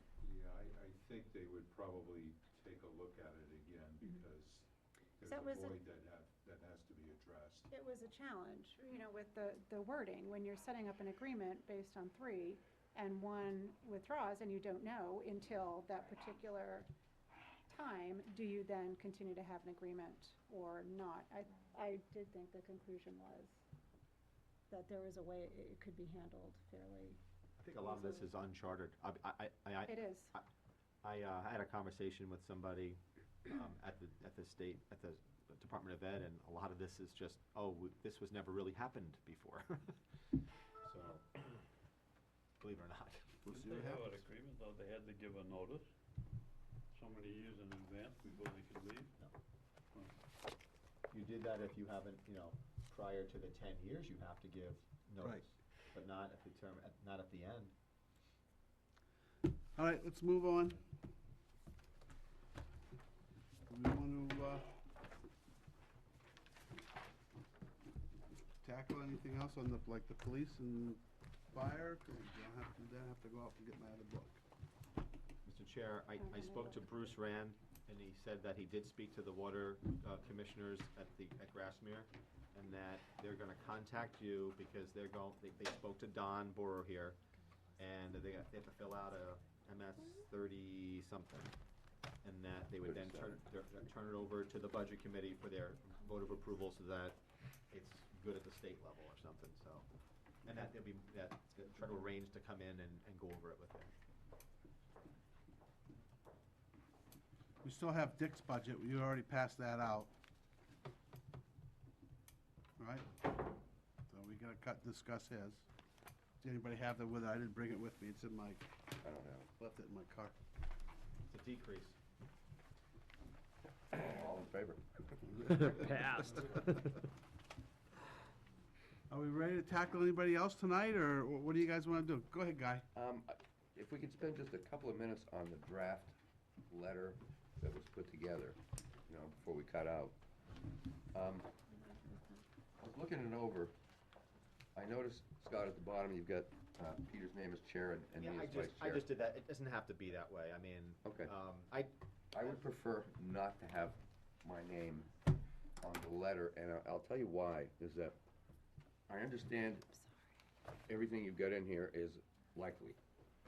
And I like the idea of explaining to voters the challenges that this committee and the town and the school are up against.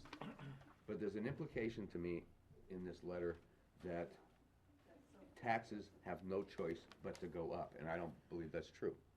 Because we have it within our power to level the tax rate and let the chips fall where they may, and there's gonna be a lot of damage if we do that. But we do have it in our power to keep the taxes from going up. I don't wanna be associated with something that implies to the voters, sorry, our hands are tied, they're going up and there's nothing we can do about it. Because there is something we can do about it, if we choose to. I don't think we are gonna do anything about it, but if we choose to, we could. So anyways, that's my rationale for requesting that my name not be on that.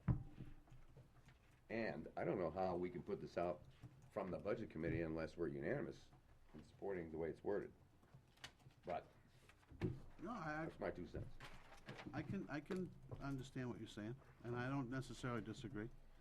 I think Scott's, originally when we talked about this, was to kind of put out there, I thought it was more to let people know that the state is stepping away from some of their responsibility and putting it on the town.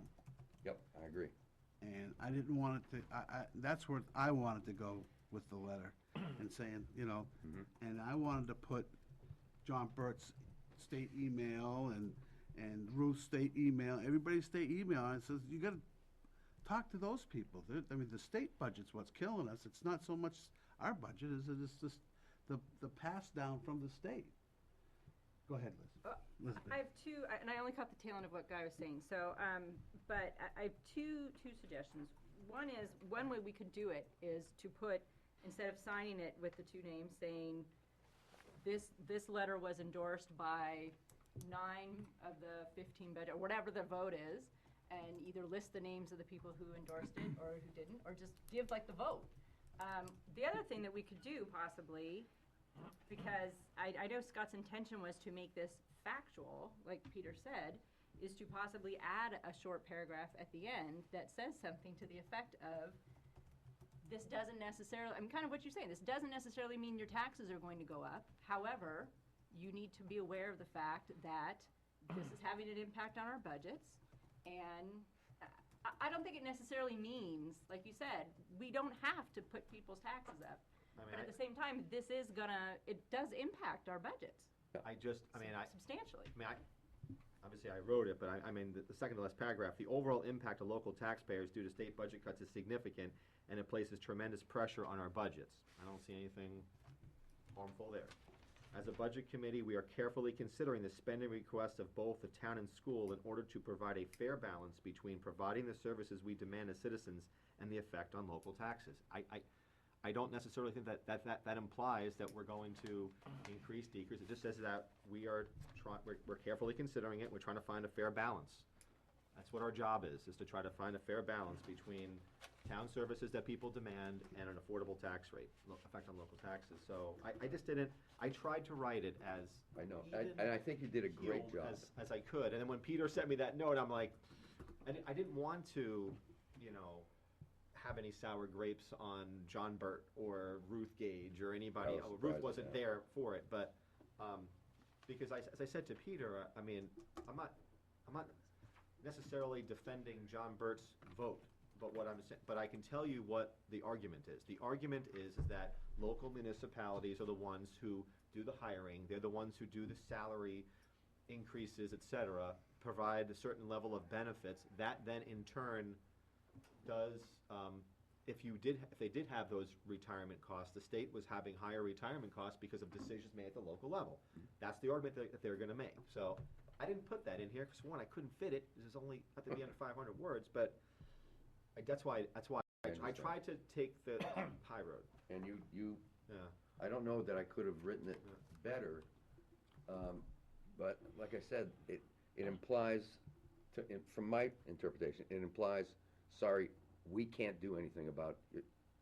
But if your taxes go up, it wasn't our fault, we couldn't stop it. We can stop it. Well, So, could we add a sentence or tinker with a sentence to make that I point don't know. clearer? The only Well, way to. Scott just gave us direction how to start to stop it, right?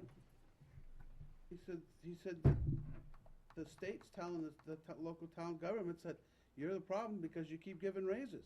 You keep increasing salaries. So what's the answer? You stop increasing salaries. And how do you do that? You do that by voting no on the contracts. Is that good? I don't know, right? You don't give arbitrary raises, call it COLA, you know, and say, oh, I'm gonna give you a 3% cost of living. Joe proved that wasn't really what was happening with, or when you said with your numbers of what's gone on in the last few years and the incomes that we've had. When you did your little, on the expenses, On inflation. On the, oh, right, that was just the school budget. yeah, but It's not, I'm just saying, Inflation adjusted it dollars. goes along, it's not, inflation isn't there, even with the cost of living. So, I mean, and I'm not getting on a soapbox, but I mean, if that, Scott's telling us what to do.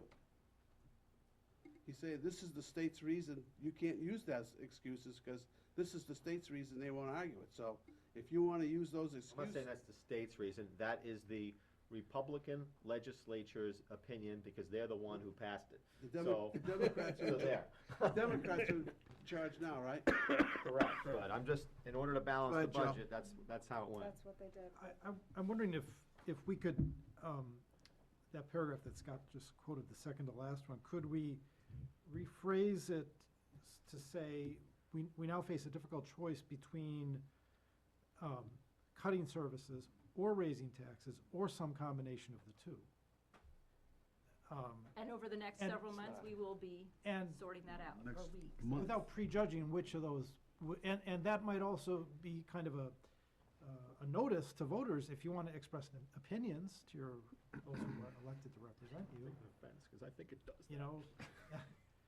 Do you want services cut? If not, tell us. Do you want taxes not to go up? If Well, so, that's what I'm tell saying, us. I mean, in order to provide a fair balance between, that's what you're saying, it's a balance, right? Between the services that people demand and the effect on their local taxes. That's what you said, essentially. Yeah, Right. but Right, I but like to the way address he's. Guy's point about if you, there is an option, and one of the options is to drastically, that's the word I'm using, cut services in order to lower taxes. That kind of addresses what Guy is saying, there is an option on the table. Okay. Well, that's if you believe that services would be drastically cut Or if we whatever, level the cut. tax rate. Drastic I don't was my necessarily word, not swallow yours. that idea either, but. Oh, I see. Well, I'm sure we could find some neutral way to phrase this. I mean, Cutting spending in Why don't other we- areas. Why don't we not phrase it? Let's just give them the facts. Be advised that this is what the budget committee is up against, and not conclude at the end that this could affect this. We just want you to be aware of what we're up against. This has been cut, that's been cut, that's been cut. I might sign on to something like that. so you're saying if we took out that paragraph altogether, you would be comfortable? Yep, maybe. Let me look at this again. I think I would be. Ivan, what do you think? You're not saying anything. You're gonna Oh, open a gee, can don't of put worms. me on the, yeah, no, you don't wanna go there. I did it on purpose. Yeah, I know, you baited me, I know. I didn't bait you. I just want to know what you think. You're sitting there. I mean, you've never wanted to. You've always wanted to expound on things. Let's do it now. I mean, this is Why the me? time. We're asking for it. To the great expounder. Thank you, yeah, wonderful.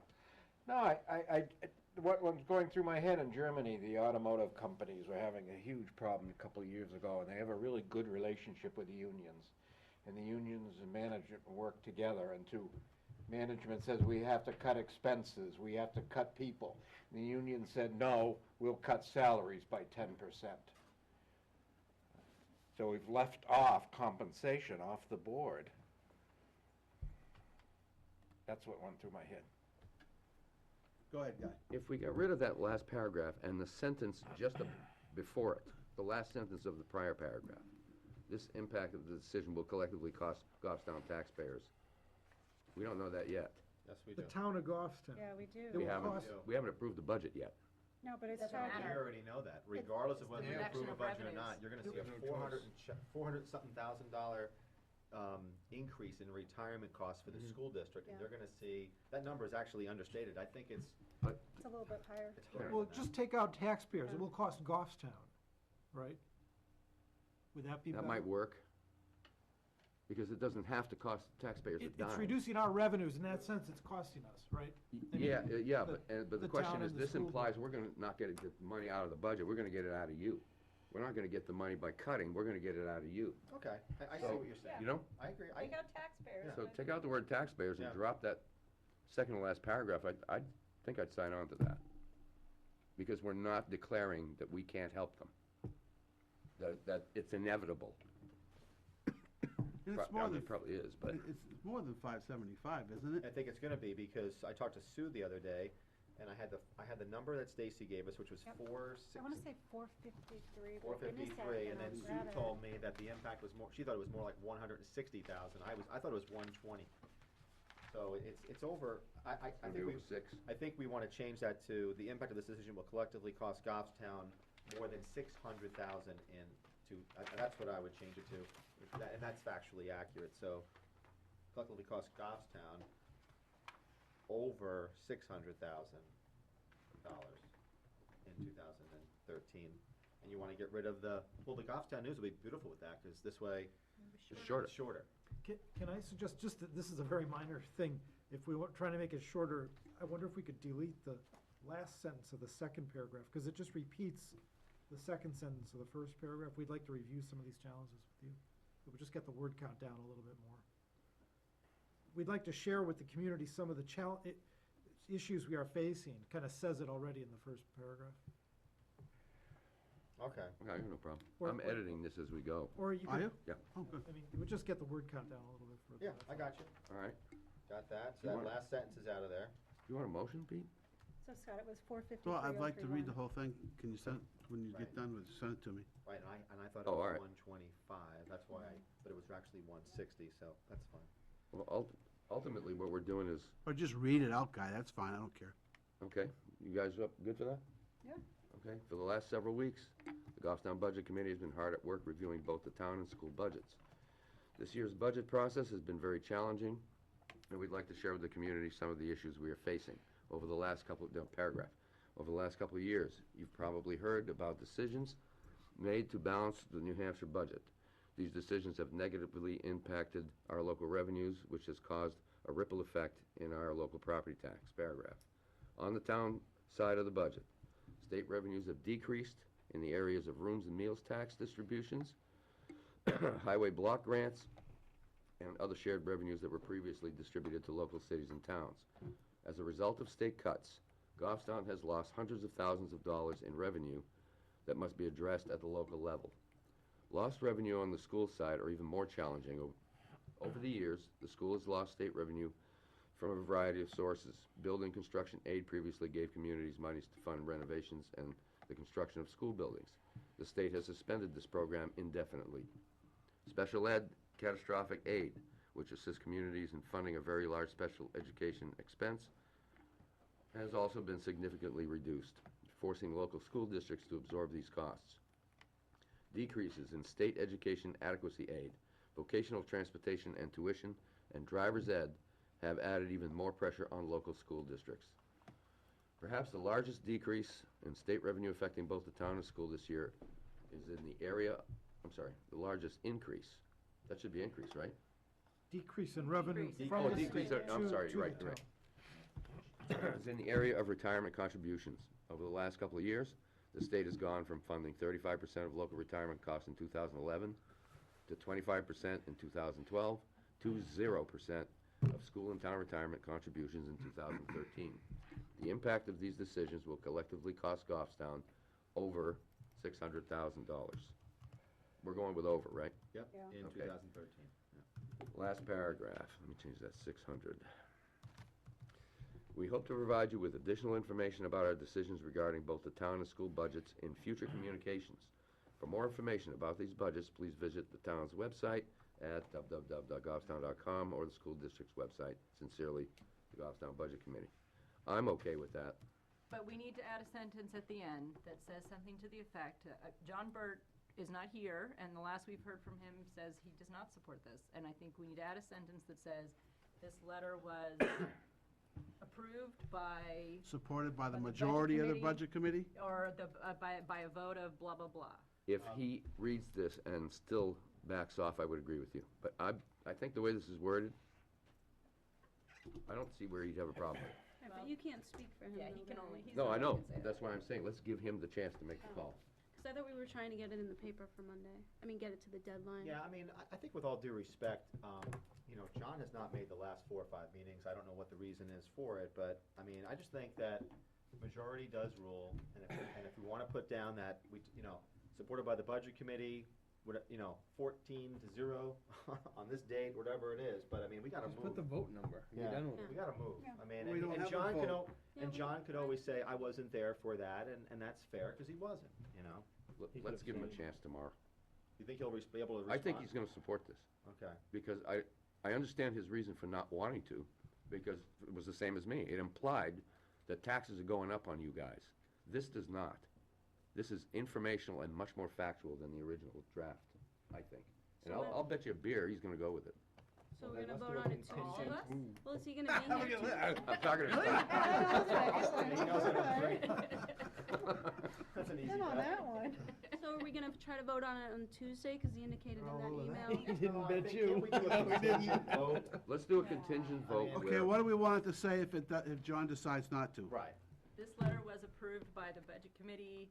By a majority of the Budget No, Committee? No, by a just by the vote of vote, by a vote of 14-0, and then you could put One. 1 because he wasn't here, he'd have to Abstain. abstain. Or Ruth is another one, we don't know what her opinion is so on it. it's actually 12-02. Well, Ruth already emailed and said she endorsed the letter. That's She right, hasn't she seen the did. the redone one. That's true. She did. Okay. Let's Yeah, give so them both a John chance. the chance to, So do you want a motion? Yeah, go ahead. We have a motion to approve this on behalf of the Budget Committee with the contingencies we just mentioned, giving Ruth Gage, and who else is absent besides John and Ruth? That's it, right? so, Giving Ruth and John, 48 hours to say, to endorse give or him more not than that, endorse as it? long as it's by, Monday. Noon- Sunday. Noontime, oh, yeah, Yeah, and okay. Monday, it's Monday at noon, but Sunday is probably, you know, Yeah. best. and That's fine. then we'll mark it 12-02 or whatever, depending on what they decide. I'll second the motion. Okay? Hmm? Any more discussion on it? I have one other question.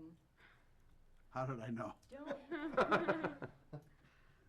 This line, we hope to provide you with additional information about our decisions in future communications. Are we truly planning to do that? I think, Yeah, I think think we we can should. do that. I mean, I've been arguing for that for years, so I'm all for it. I don't But I have a don't wanna problem promise it and then No, I not think do we it. should try to do it. Okay. You're gonna write the next letter. I'll amend the motion to make her the representative. No, No. All in I was favor? gonna say, I you don't withdraw wanna that. do that. Withdraw that. Move the question. Okay, all in favor? Unanimous. I'll get this over to you, Pete.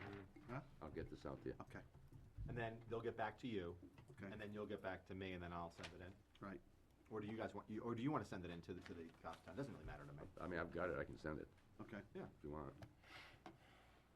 But I'll wait to hear from John and Ruth. Okay?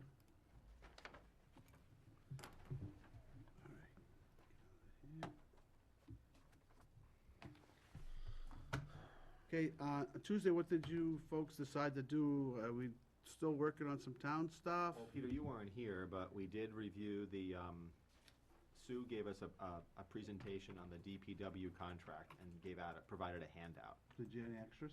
There were, but did you take them? Yeah, I've You got can, it. Yeah, in fact, I'll give you one right now. Mm. What I would, if for whatever it's worth, Pete, our discussions on CIP, we knew we were talking about Glen Lake tonight.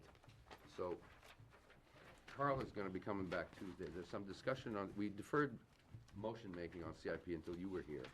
There's some discussion on a 10-wheeler that was zeroed out of the line by the Board of Selectmen that some members of this committee want to discuss bringing back. Maybe we could find a way for paying for that by looking at the road plan. So, but Carl's not here tonight, so I'm thinking Tuesday we can quickly get CIP out of the way because that's what he's planning, to be there to answer any last questions. I think that's kind of what we decided to do with CIP was gonna That was be my Tuesday. understanding. What did we Here, do just with the take my- truck? That's my The copy. tractor. We left it as of right now. It is, it's in there right as of now. Tractor is still in there? As of now, yep. Here, We Pete. didn't do any motions. Okay. We haven't touched CIP. No, all we did was discuss it and get I some. got it. Oh, you got it? Okay.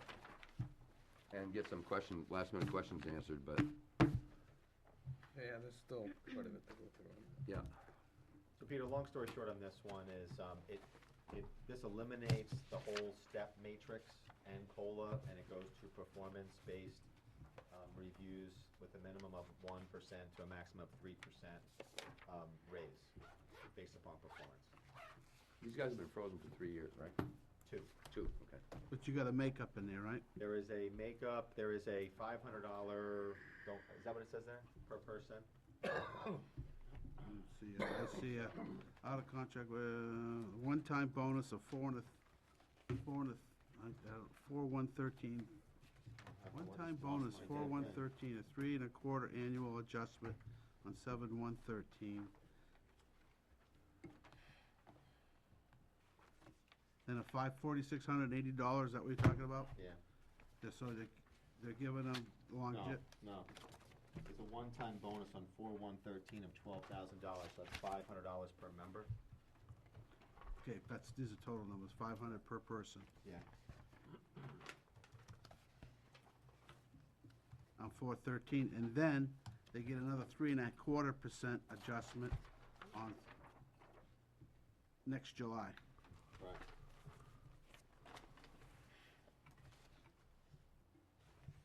And that's similar to what the other unions got. And then in the subsequent years, then it goes performance-based.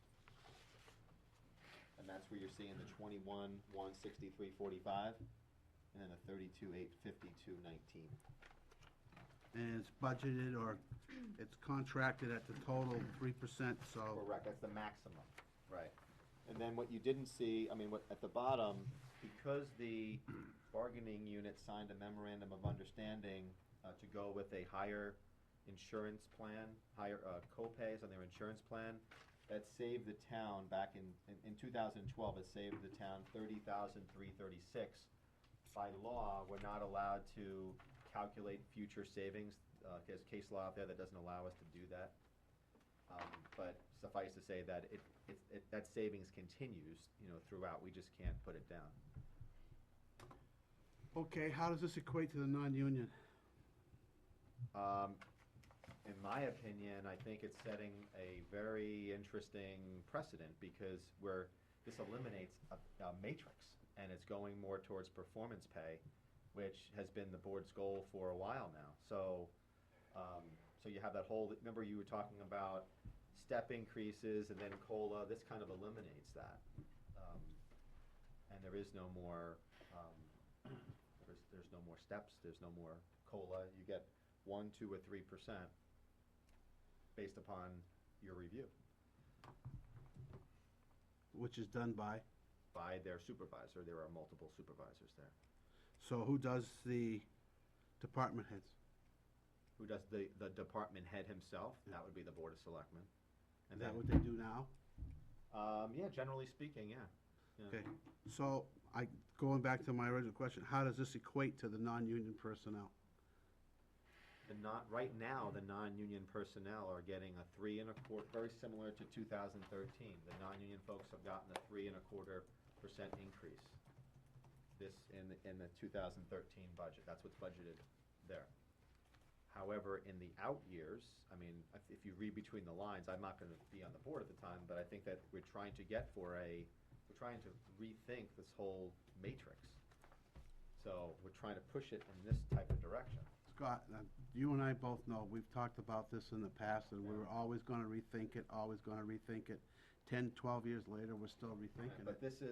this is the first step I think in the right But direction. the non-union, I'm talking about the non-union, Right. okay?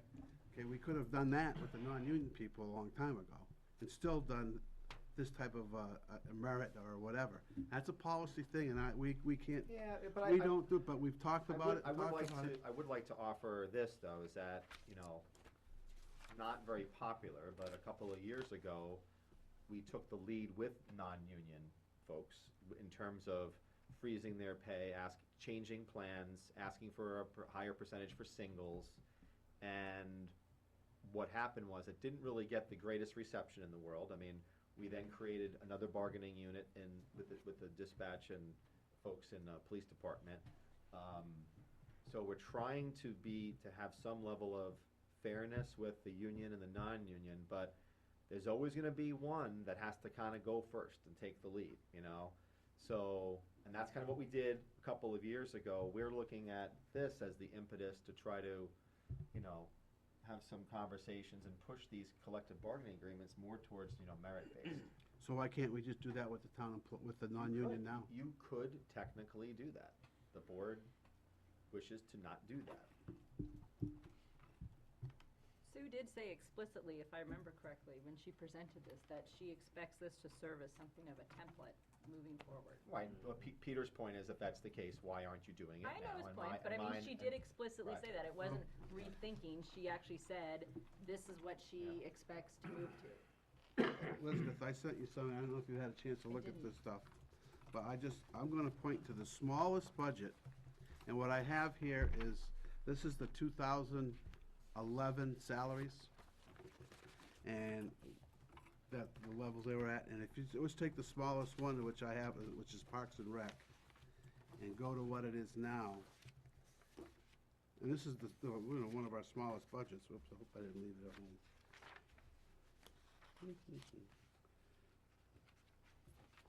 With the way it's set up now, this year, is in 2 years, there's over $6,000 and almost $7,000 in increases in 3 employees in 2 years. In total compensation? Not compensation, that's just wages. Wages, okay. What kind of percentages are we talking? With 3%, but it's compounded, 3.5%, it's compounded though. 3.25, right? 3.25. But it's compounded, you get the 3.5 1 year, and then the next year you get 3.5 again, including that 3.5. So it grows quickly. So, I mean, you just can't keep going at that rate. You gotta stop it sometime. And they've talked about stopping it for years now, you know. Now we've got the option to stop it right here. And I hate to just hit the non-union employees, but if you take a look at the numbers, and it's staggering. I mean, some people are getting, in 2 years, are getting $6,000 and $7,000 raises. One person, 2 people, you know, that's a lot of money. Look at the tech guy. I mean, he's making, I hate to pick on Neil, but it's like in 1 year, it's almost $7,000, in 2 years, it's almost $7,000 in raises. And there's nothing, it's not tied to anything except we're gonna give 3.25 raise. You know, it's I mean, just. all I can say is that we have, I mean, I know because I led the discussion on this a couple nights ago. I can't go into details as it was non-public, but we have raised these issues. I had fun with the whiteboard in the other room, just like I had fun over here, and I can tell you that the board is very receptive to the things that I have talked to about, which Peter addresses some of the things that you're saying in terms of the compounding of salaries, the total compensation package, and all those things. So I got a much better reception from the board with regard to that conversation than I have in the last 5 years.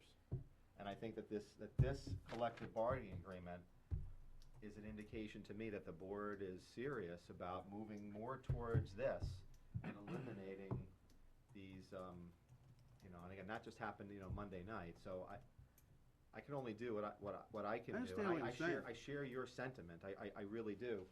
But I think this is a step, you know, in the right direction. I really do.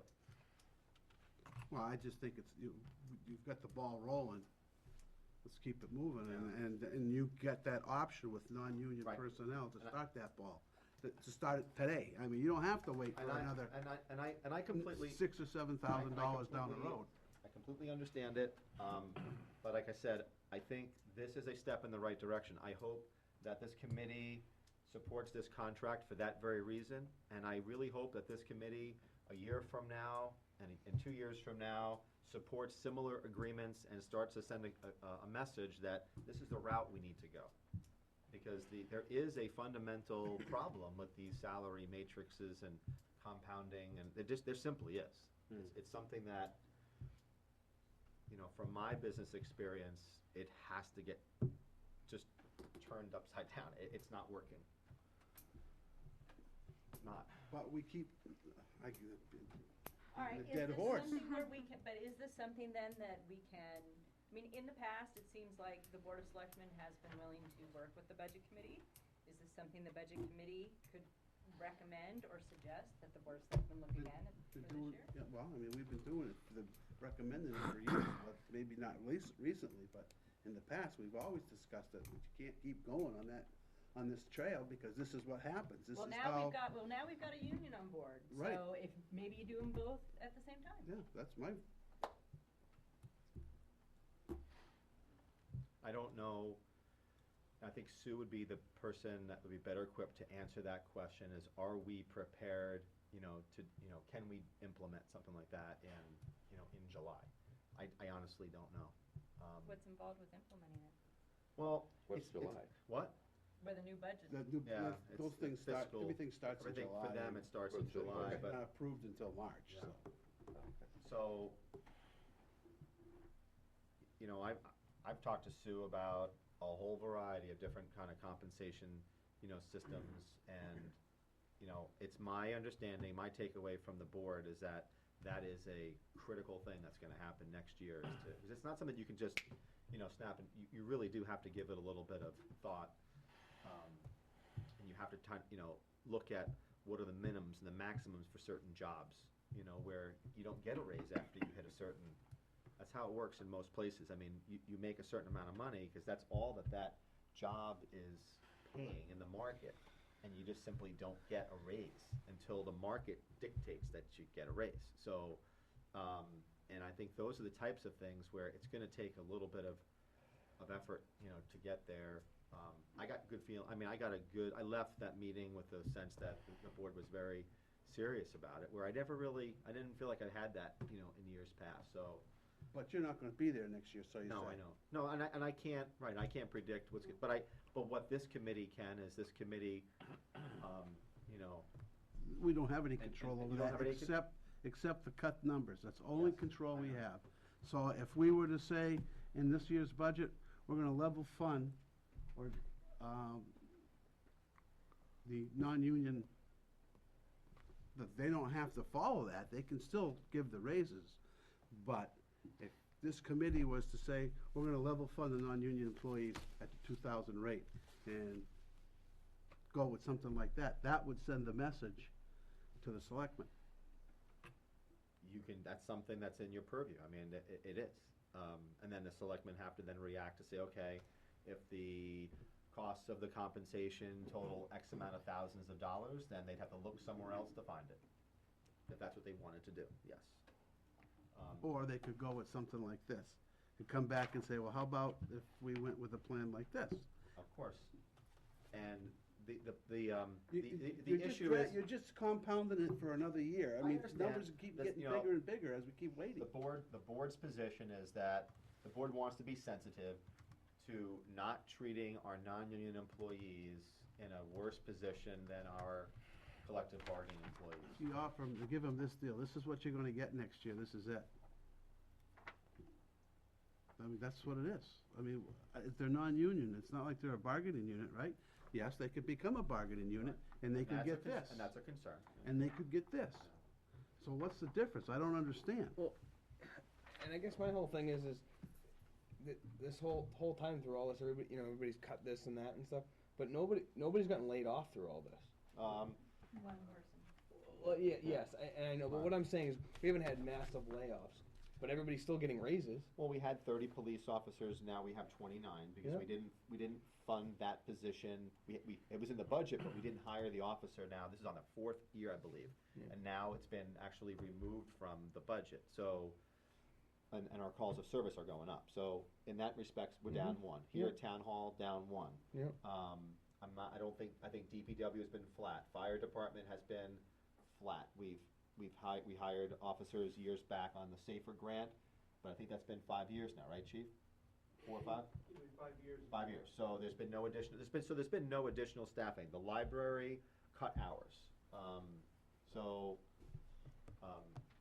And the other, again, the other, little dirty little secrets is that, the chief, the police chief has had to, when someone falls in sick or whatever, there aren't as many people patrolling.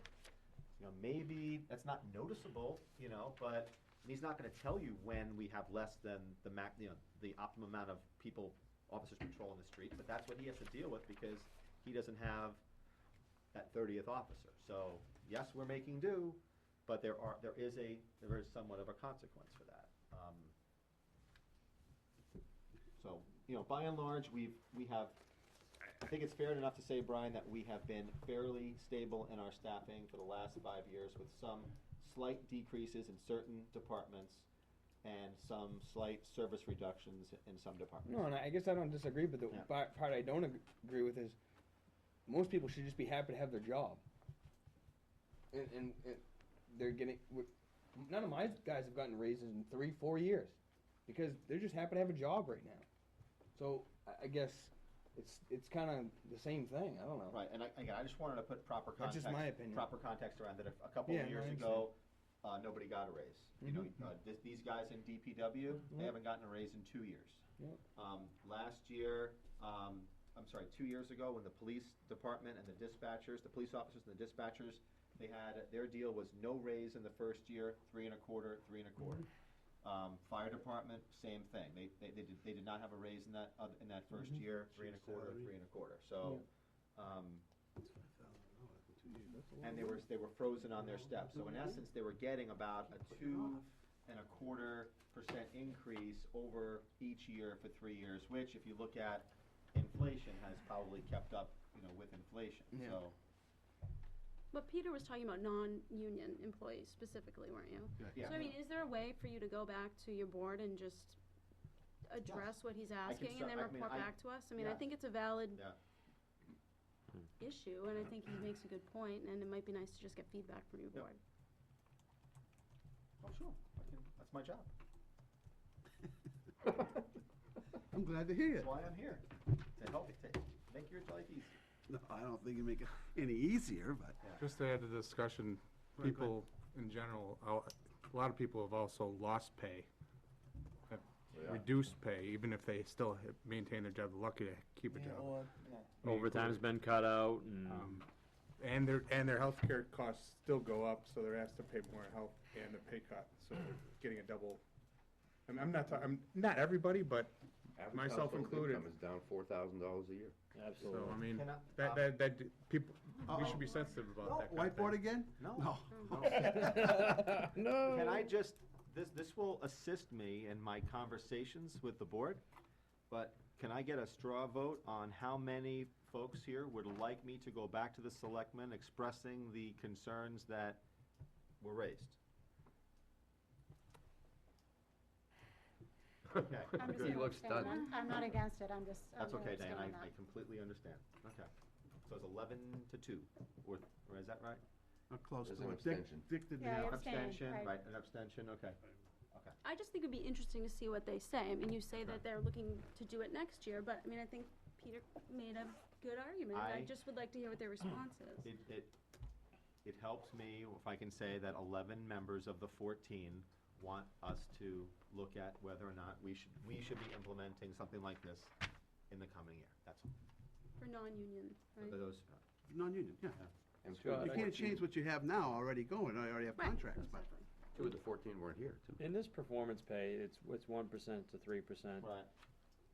I know in a lot of businesses, when they do that they have a baseline of 2% that they have to stick within. Some people get 3, some people get 1, but is this up to the discretion of who's giving the raises? Yeah. Could everybody technically get a 3% raise? Yes, but that wouldn't be the intent.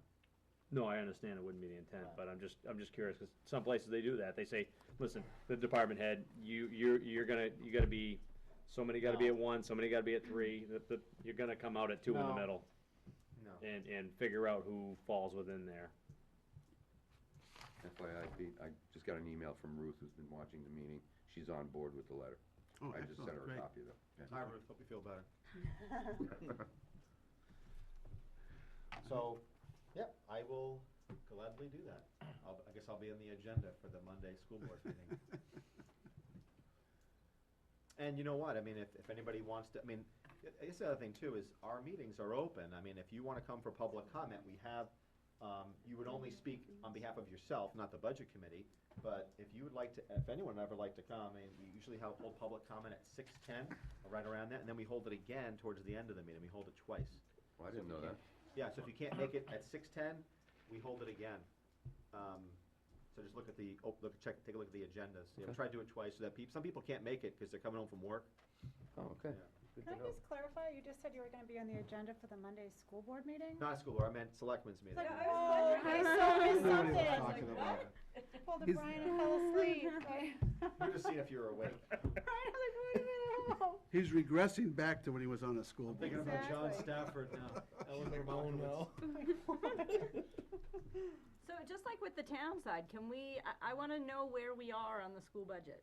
I wanna Did know we like what find our out on the numbers. town guide? I- Were you know, I able- just didn't have That's time. a lot, I know. I- But I think it's really important to know where we I are. do. It's December I need to know 6th. where I am. I need to know All right, let's, what the overall numbers are looking like, the difference between default and where the budget is now, and I need to know tax impact, or potential tax impact. okay, well, we'll have to get those numbers to Ray, and he'll have to run them.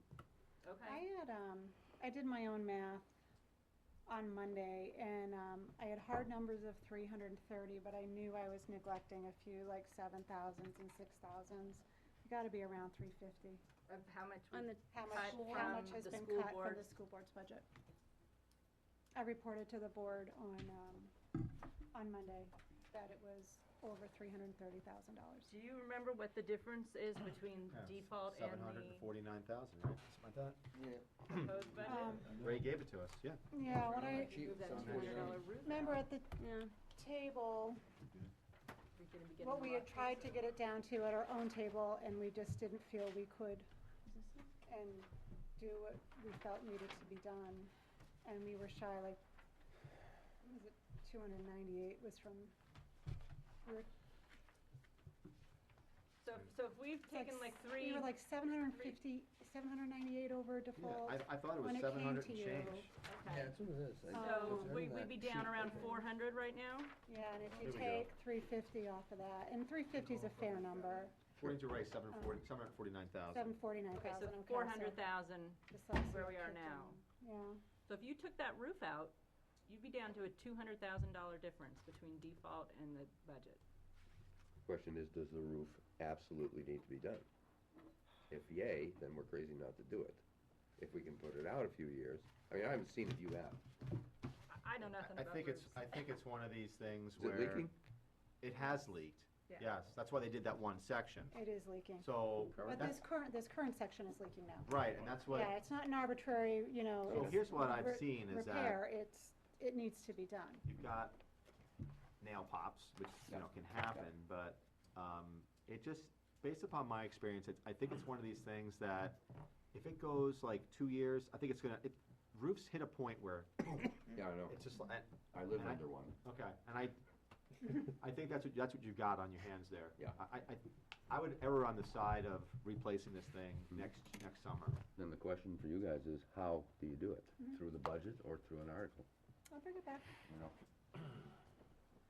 What did you say, Guy, though? You said it's crazy if they need to do it to put it as an article? What's it? Is that what you said? Not to do it. Huh? Oh, to I'm not thinking, do it. yeah.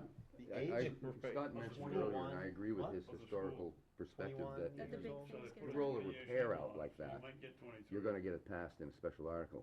If you leave it in the budget, Yeah, But I don't think you. they're looking at the big difference Yeah, I between, just think and it's- you're less apt, Yeah. plus if you get to default, you're really screwed, getting the roof, so. I would I agree. understand the art, I No. understand. When And will he's we right. get those teacher I mean, so I'm confused too on those contracts, so we'll get those and we'll just look at them and see whether or not we don't get the Yay or nay? contracts, but we get, what do we get? We get an opportunity to recommend or not recommend them. And so we'll see the tax impact or, Yeah. I Yeah. don't, I don't read, which we've already kind of given you on this. I mean, the tax impact on this one I don't listen to it. is $5 and, yeah. like for the teachers though, I'm saying, or the paras, those contracts. That's what I'm saying, that's what I'm asking, You should sorry. see something very Right. similar to this. I mean, you're not gonna see the, The I don't know, details. the No, I don't wanna details see- of like, you know. I don't I'm know. just saying, what do we see, and we have to take a vote on it, and it's December 6th. and- It is December 6th, and both of those contracts have gone into mediation.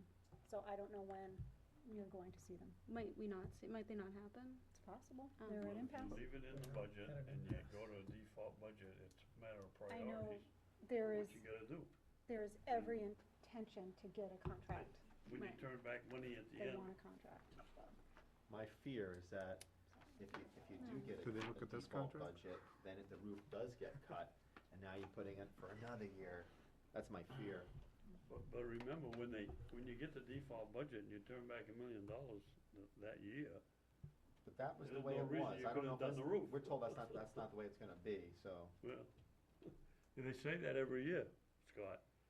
You You know, know what, you're right. each year they say that, you know, we're gonna have trouble making it, but yet they turn back money. Right, but And- last and year that they shows turned that back, they're doing their job, if it's 1% or 2%, you Yeah. know? If I it's think- $900,000 and the roof needs to be done, you do it. It's a think- bottom line budget, like right, you I think say. the hard part is, like last year, if my memory serves me correct, of the monies that were turned back, 300,000 was unspent monies in the budget, and it was a budget of $34 million. realize that, Right, but and you then the still got others $1 was million bucks. unanticipated revenues that you can't spend. Yeah, but you still got $1 million. No, but no, no, you you don't, don't. you don't have a You million. only If have it's three. unanticipated revenue, Not spend you it. can't spend it without an Period. appropriation, without a vote. Yeah. You can't spend you can't expend on, Okay, yeah, Yeah. all right. So they actually only returned But 300,000 you still had that they could have 300 spent. well, yeah, Correct. but, Yes. Right, And- but The out of a problem is, $30 from million talking to Ray budget. about this, because It's I so had hard to do well, I that. had I mean- I had It a long is- discussion That with Ray affects you about the one this. at a next time, year. one at a time, one at a time. And it was, part of the problem is, you know, there's so many of the bills that they receive, they don't receive until Yes, it's- like the it's- end of It's June. in the meeting. And they just don't have the time to process the bills and turn around and get the, I mean, you gotta figure Buy out everything something. that's in there. and that it's Yeah. actually, if you look at it, they're spending like within 1%, which if you looked at private industry, that's about as tight as you can do it. We're doing well. He handles those numbers very well, and it's within 1% of our budget. And you're not wrong, we have returned money, Right, every year. And, I mean, I've been on, this is finishing up my third year on the board, I can tell you, I've been at the table. We really, really did not think we were gonna be returning. Our estimate for the unreserved fund balance last year was at 400,000. And if you don't count the unanticipated revenues, we returned 300,000. But at the end of the year, when you get to that point, Mhm. you also bought, this past year, you also bought things that you didn't did. anticipate buying. So you spent another $200,000 there. They were items that So you had had previously been budgeted. $500,000 left over. I think the So chief's they could've point fixed is, the roof. you've been And doing this that's, with and that's true every year. a default budget. Mhm. I think that's the point he's trying to make. Not with your requested budget, but with the default budget, you're Right. still getting by. I think that's what he's saying. Well, I can understand that if you pinch your pennies all year long and it comes May and you haven't got all the bills in it and stuff, it's hard to get that close. To, you know, and you can't overspend. Right, but what happens, I'm not speaking for the school, but I can for the town, is that, you know, you don't buy certain things, even though they're in your budget, you do not buy them. Until you're getting to like November, Chief, you know this, you did this yourself, you couldn't buy things till the end of the year because you had to make sure that there wasn't anything And at wacky. the end of the year, you made it to a certain point. Right, and you knew you that were could okay. spend another, Right, then you knew you were okay. another $10,000. Right. And you still have money to turn back. And you got some things done that you hadn't done. Right, but it's not a situation, both the town and the school, the last 4 or 5 years, are not in a position where, you know, 2 or 3 months into their fiscal year, they're buying things that, oh, let's just go. They typically You are know, waiting until the end when you because they're not say- sure. Hold on, When one you- at a time. When you say that you're getting to the end of the year and you don't know where you are, with all the computers and incumbent funds, you don't know where you are all the time. You Okay, better Joe, know where Joe, you you are. had a question? There was the fluky winter that we had, that it was unusually warm, and that saved a lot of money on heating costs. Nobody could have predicted that, it just happened. That's what I'm saying, there's always little things that happen, you No, pinch and pinch. Chief, maybe I mischaracterized this. We do know where we are from month to month to month, but what we don't know are some unanticipated things that may happen, which all of a sudden That's causes true. us to have to That's true. shift, you know, resources But- around, but And that's the only point that I'm, so come October and November, you have a pretty good handle of, okay, we've gone past the things that are kind of, nothing has broken unexpectedly, whatever, and now you can actually buy those things that you have actually budgeted for. And I'm looking at my two department heads. Is that fair enough to say that you kind of wait on some of these things to the end? Yes, but you still, in the end, if you got money that you know where it is, you got funds that you've spent, you gotta have a record of it, so you know you got a bill coming. Of course we do. Yeah. And then we also are very mindful at So the you end know of the where you year, are. if we're saying that we're gonna return back the $500,000 or, towards fund balance, the department heads and Sue they sit down, and they talk about it. Okay, where are we? And those are discussions that are happening now. It was in the statements there, you had funds that you'd committed yourself to, it was on there, And then the same thing, we talk about like encumbrances, what. Encumbered, yeah. Right. All right, so Tuesday, we're gonna finish up with the town, is that our plan? Yeah, that's what you want. CIP. Okay, CIP and any miscellaneous things, I guess DPW had a question on ten-wheeler and, Yeah, and I hope to have more information on that 10-wheeler come Tuesday, because Carl's supposedly coming in Right. for half an hour on Monday, so if you want to watch the selectmen's meeting. The 10-wheeler has cracks in the chassis. Frame. Right, in the frame, which it's now been sidelined. We are waiting for someone to come in to give us another second opinion on it. Was that the so one? are they, looking for a glider kit for it? Look to see if it could, if it's a repairable type situation. Is that the one we put the body on last year? Yeah, the He's not talking about a glider, he just wants to replace it. When we Why don't talked we just about do a that glider, last, it's got a new body on it. when we talked about it last year, one of the things was, that we put the body on it, but we replace the truck next year, and it didn't happen, You can ask Carl all those questions on On Tuesday. Tuesday, okay. Anything else? Got a My point, heavy Nick. equipment license. Motion to adjourn. Seconded. Third. But it's not 11:30 yet. Right? Oh, you can stay, Diane, I'll come back and lock up, okay? Dude, I'm all good. Okay. All set? All in favor of adjourning? Aye. Motion, meeting's adjourned. Is this,